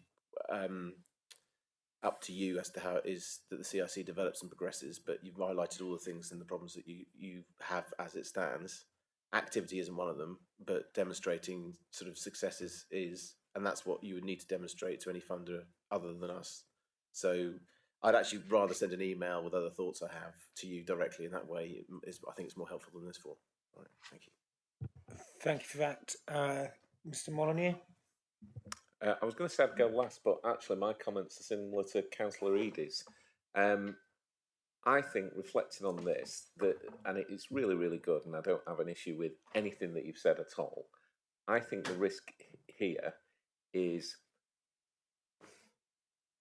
it's so big and you need a bit more structure. And I think in some ways you need to perhaps stop trying to do everything. I know everything needs doing, but I think the danger is you're potentially there's so many things you can focus on that you'll end up not delivering as much value on a number of them. And you might want to think about potentially a bit like that business plan. What are the things we're really going to make a difference on? Because like you said about, going to Marlborough and only 3 people turned up. I think it's just about getting that perspective, because I think all the stuff that you're doing is great, but and there's so many more things you could do, and I think you're taking all these different ideas and it's just sort of expanding and expanding and expanding, and you've not got the resource necessarily there to deliver on it, and therefore people may end up switching off. Now, obviously, we need to find ways to support that and make sure it aligns with what we want to do, and I absolutely agree with you, John, that I think for some of this stuff, I don't think it is measurable. But it's almost like fixing the NHS. Where do you start fixing the NHS? Climate change is the same sort of thing. And everyone will have a view and an opinion. And if you just go into an hospital and say, well, I don't think you should do that right, you'll come up to a load of barriers and issues.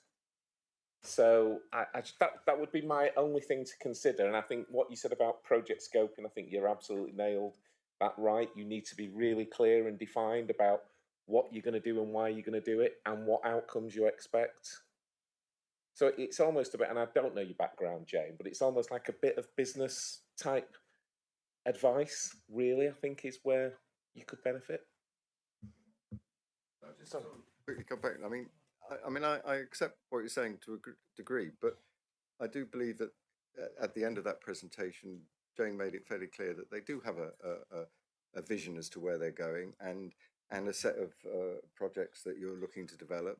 And you have, as you said, only been going 18 months, and they're still beginning to find their feet and develop into an organisation which has got a 5-year strategy. Right now, you're still finding your way, I would have said, and finding a purpose in life that is a bit more well defined.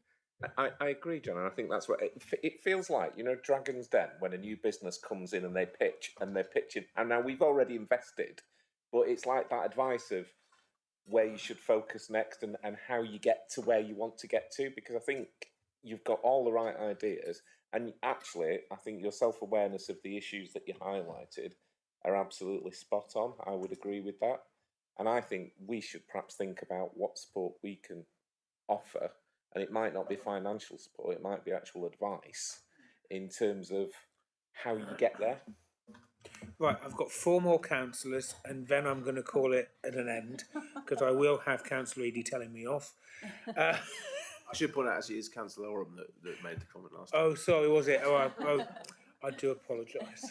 Well, now it's your question or your comments, sir. Thank you, Chair. Great timing as always. Jane, thank you very much for your presentation. As usual, I do find it very informative as well as beguiling as you sort of tell us what you've been going through. I can't help but be somewhat in agreement with my more learned colleague behind me in terms of measuring impacts. Yes, KPIs are arbitrary in their own ways. I think that I'm not even asking for KPIs now. I'm not asking for KPIs in a year's time. But what I do think is worth mentioning at this point is that as the years go by, we will, as a council, need to be a bit more interested in seeing some impact measures, some measuring of impacts, so that at the end of the day, Sustainable South Hams is somewhat accountable to this committee. I am accountable to my residents. So I agree there's a level of trust, as John pointed out earlier on, but I still have to go back to my residents and say, this is why I have agreed to more money for Sustainable South Hams. This is why I believe this is a fantastic initiative to support. So there's that element as well that we have to think about. Just on the councillor support package, I'm all for that. I'm really excited to see that come to fruition. I'll be one of the first people signing up to find out a bit more about that.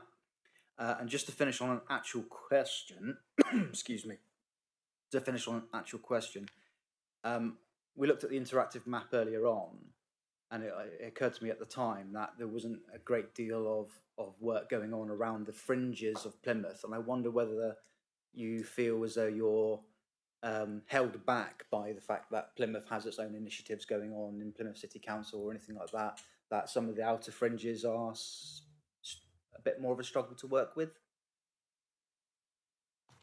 I've just come back to, I'm sorry, I've forgotten your name and I can't read. Anyway, the key point is around relationships, and you know, a lot of what we're talking about is measuring the impact of a relationship. And if you don't know somebody and you haven't got a relationship, you don't have very much traction. So the critical thing, I think, for us, and one of the KPIs that I've got for next year, is that we have one named contact in every parish. And that named contact might be a parish councillor, or it might be a change maker or a group leader, or however they want to identify themselves. But I have one point of contact in every parish. I think if we can do that, and that's one of where the new comms person comes in, if we can do that, then we've actually got a dialogue with a parish. At the moment, we just transmit. We don't, I mean, we listen to what they say when we're in relationship, but when we haven't got that relationship, we're not getting any feedback. So I put stuff out there in the hope that somebody sooner or later will turn up to an event, and we can start that relationship, start that dialogue. So for me, a critical KPI moving forwards is one named person in every parish. And I think if we can do that, hopefully we'll get some more meaningful feedback. Okay, Councillor Jackson, I'm sorry you've had to wait so long. I apologise. I'm used to, yeah.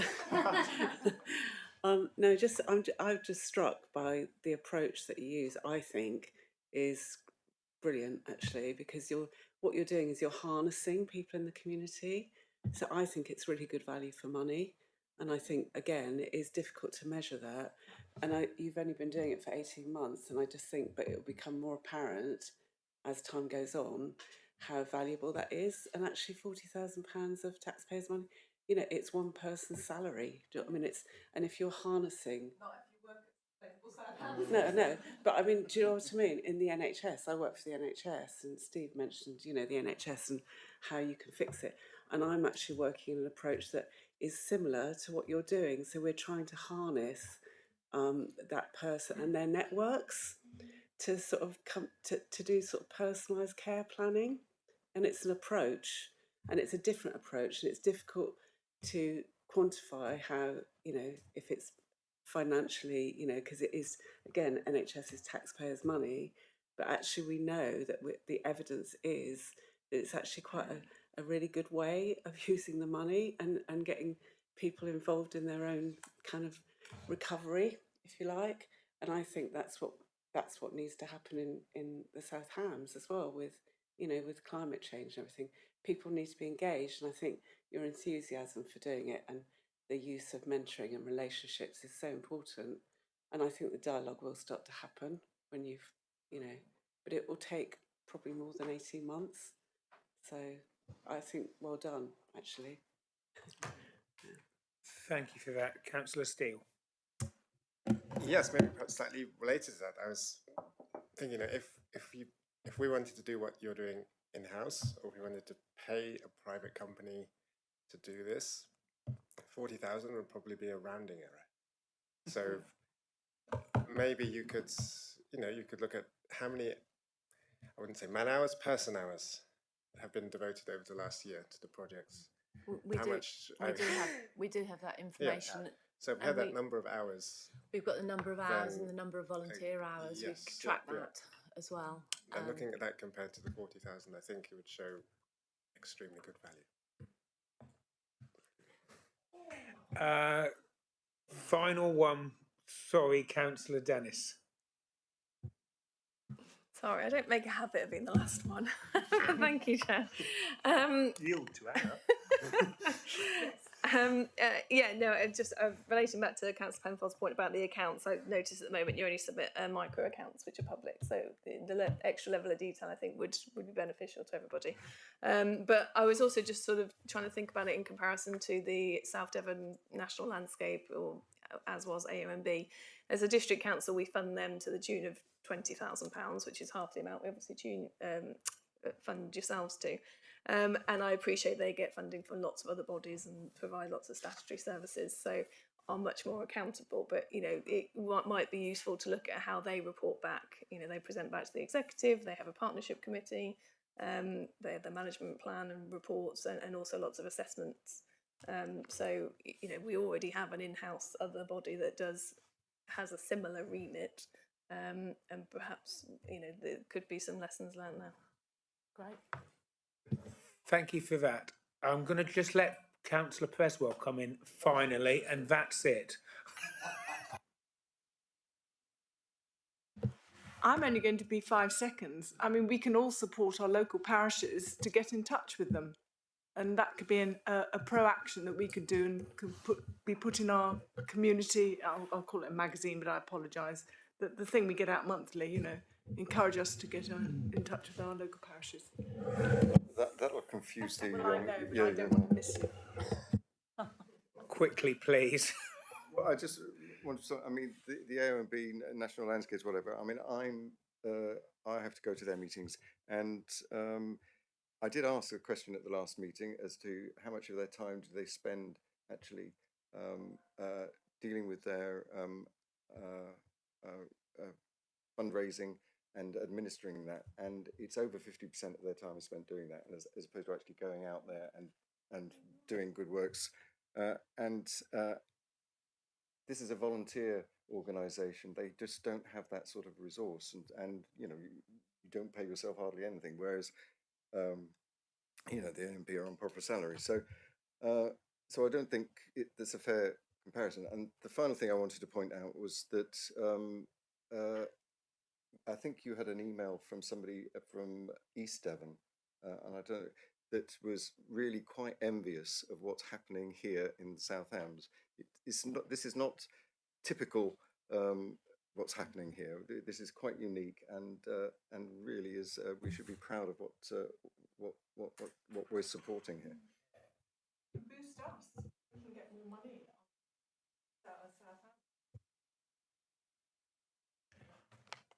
Thank you. And I do have a meeting with Devon County Council and CAG Devon next week. So one of the things that CAG Devon are absolutely brilliant on is measuring. And if you come across CAG Devon, they are brilliant on measuring.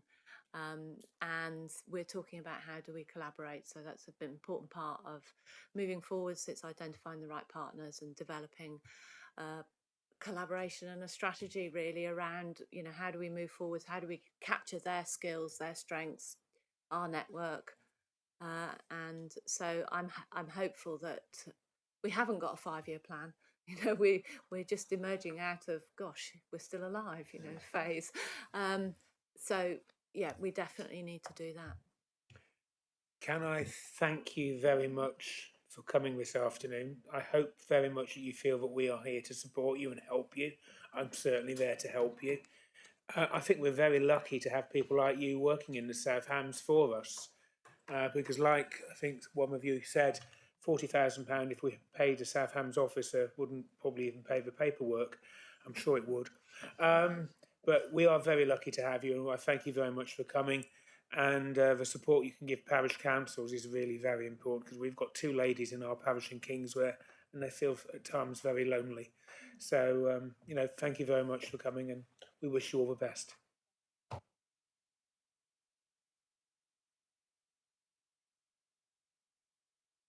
Okay, right. Item 9. Would Councillor Hopwood... Do you want a 5-minute break? Yeah, can we have a 5-minute break? Yeah, well, I do. Do we want a 5-minute break? 2-minute break. 2-minute break.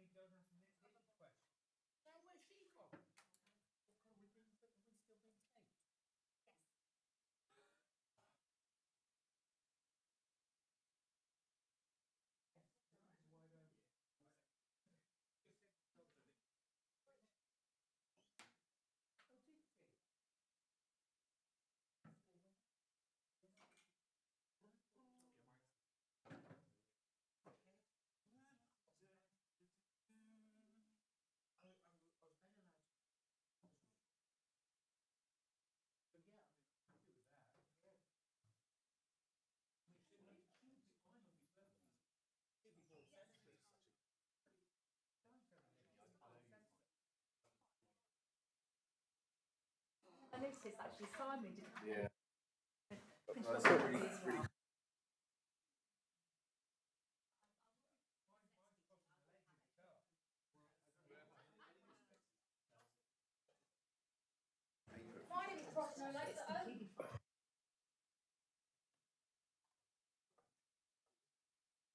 Right, ladies and gentlemen, can we get back to business? Item 9. Hopefully we've lost a few councillors, but I'm assuming. Jane, would you be kind enough to ask them to come back in, please? I was like, Sam, where's Sam? Right, we have item 9, Q3 KPIs. Councillor Hopwood, would you like to do your presentation? Thankfully, we've got Neil Hawke with you. The floor is yours. Thank you, Chairman. I won't be long. Just to say that obviously you have the KPIs for April 23 to January 24, which seems an awfully long time. To note, I would suggest that you just look at those that are red, because they're the ones that obviously are slightly off track. And you also have the new suggested suite of KPIs moving forward. We've listened to what's been said in some ONS groups and got a new listing together. So any thoughts on those would be welcome. Thank you.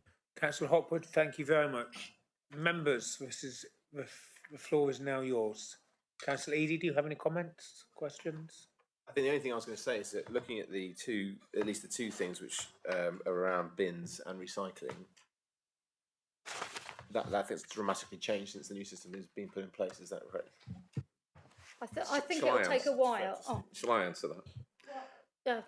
If that's all right. So basically, the as we've now got the new system in, and there was a report that went to the executive that showed that the trend is now getting back to normal.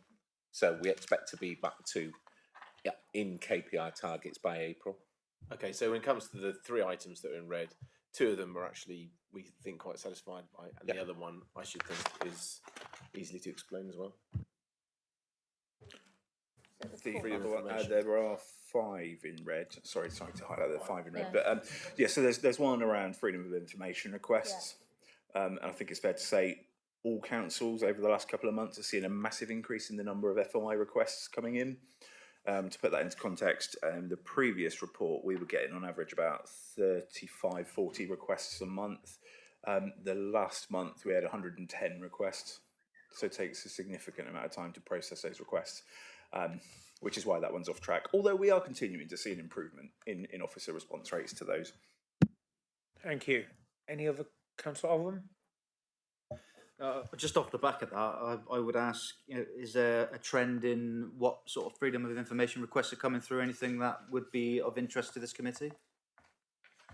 Not really. The increase in requests are from generic accounts that are email accounts, and typically they tend to be national organisations. And this time of year, a lot of graduates are researching, so we do find we get an increase in requests as a result of that. Certainly the requests we're getting and the increase in requests don't have local addresses associated with them. I think that's probably all I can say, but no other real trend.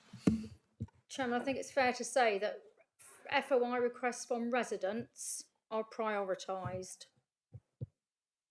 Thank you for that. Councillor Steele. Thank you, Councillor. So in the final column, all of the calls and the interactions. So why is that? Is that people not wanting to engage online? Is it people? Well, what's the reason and what's the strategy to try and improve that contact?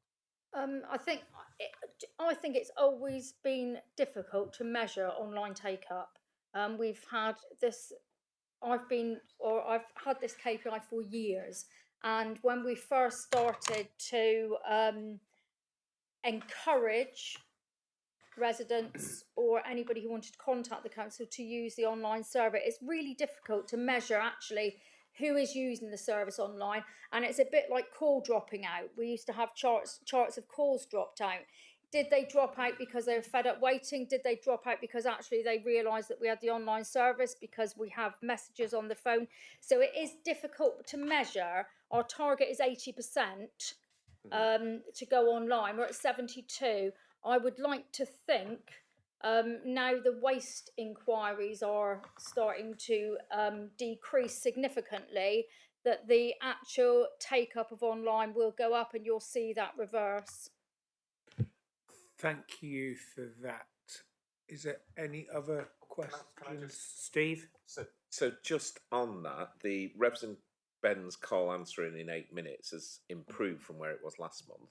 But perversely, the better we are at answering the phone, the more people choose that as the next course of action, as opposed to going online.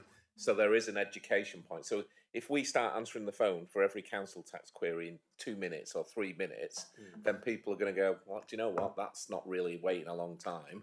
I'll ring them again next time I have a query, as opposed to using the online. So we've got to get that balance right in terms of being available for the people that need us and converting the people that can do it online to do it online. So it's a combination of everything, from having a really clear, easy to use website, really clear, easy to use systems, and perhaps not being as brilliant as answering the phone as some people we might want to be. Hopefully we don't ever adopt a neighbouring authorities, because they are an absolute nightmare to phone. They are absolute nightmare. I didn't say that, did I? I didn't say that. That's an awful cough you've got there. It's terrible cough. It's a dreadful cough. Right, on page 20... Oh, sorry, Councillor. Sorry. Thank you, Chair. Just to finish off very quickly, I know, Councillor Hopwood, you mentioned before that it was quite an education to go actually into the call centre and spend some time with some of the staff there. Could you just reiterate what's the best way for members to do that? Do I need to email a particular person to set that up? Yeah, if you give me your details and I'll pass them over, and it's really good to sit down with a contact member of the contact centre and listening to some calls, because some of the calls I get are really difficult and challenging to answer. Some are relatively easy, but some are really challenging. But anybody is welcome to go into the contact centre at any time with notice and listening to some calls. Okay, thank you very much, and thanks for your report. On page 27, we have got the suggestion for the KPIs for 2024-25. Is everybody happy with those suggestions? Is that a yes, or is that... Councillor Dennis? We previously discussed having KPIs that were related to the new council action plan. Now, these KPIs are sort of very customer service focused, which is fine. So it'll probably come up in the work programme later, but if we're not going to have KPIs that are related to the council plan and the action plan, then obviously we should periodically have the portfolio holders in.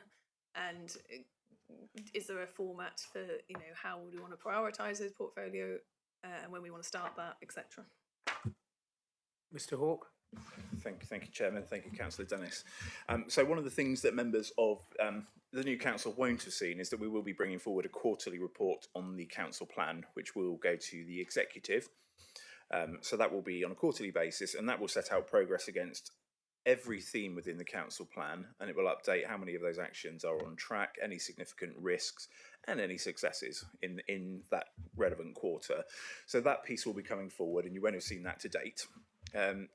And alongside that, we also, again, another thing that we haven't been doing since May is every meeting of the overview and scrutiny will have a deep dive into a particular theme.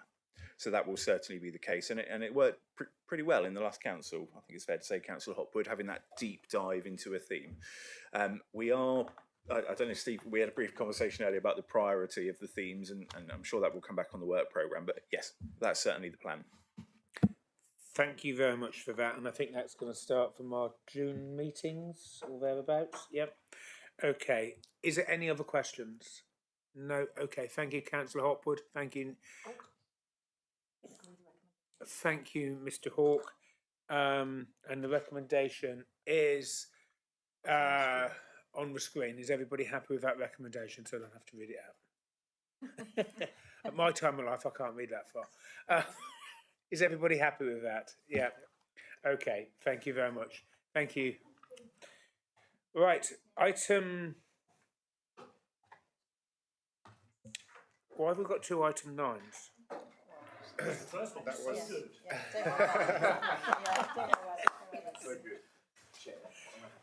Thank you very much. Thank you. Okay. Thank you. Right. Item 9, task and finish groups. Sorry. Item 10. Item 10. It doesn't on mine. Item 10. Reports on the task and finish groups. Thank you, Chair. I have emailed out to all members and some members have come back to me with dates. So I'm hoping to finalise all the dates for the South West Environment Agency, Fusion Task and Finish Group and local lettings next week. Okay, thank you very much for that. Everybody happy with that? Item now 11, which is item 10 on mine. The Chair to invite members to add items to the work programme. Is there any items which councillors would like to add? No, you can't add anything. Mr. Molyneux? I wasn't going to add anything. And depending on your perspective, this will either be good or bad news, but there's been an administrative error, members. No. And seeing as Darryl White isn't here, and me and Amelia are, we're going to blame it on Darryl.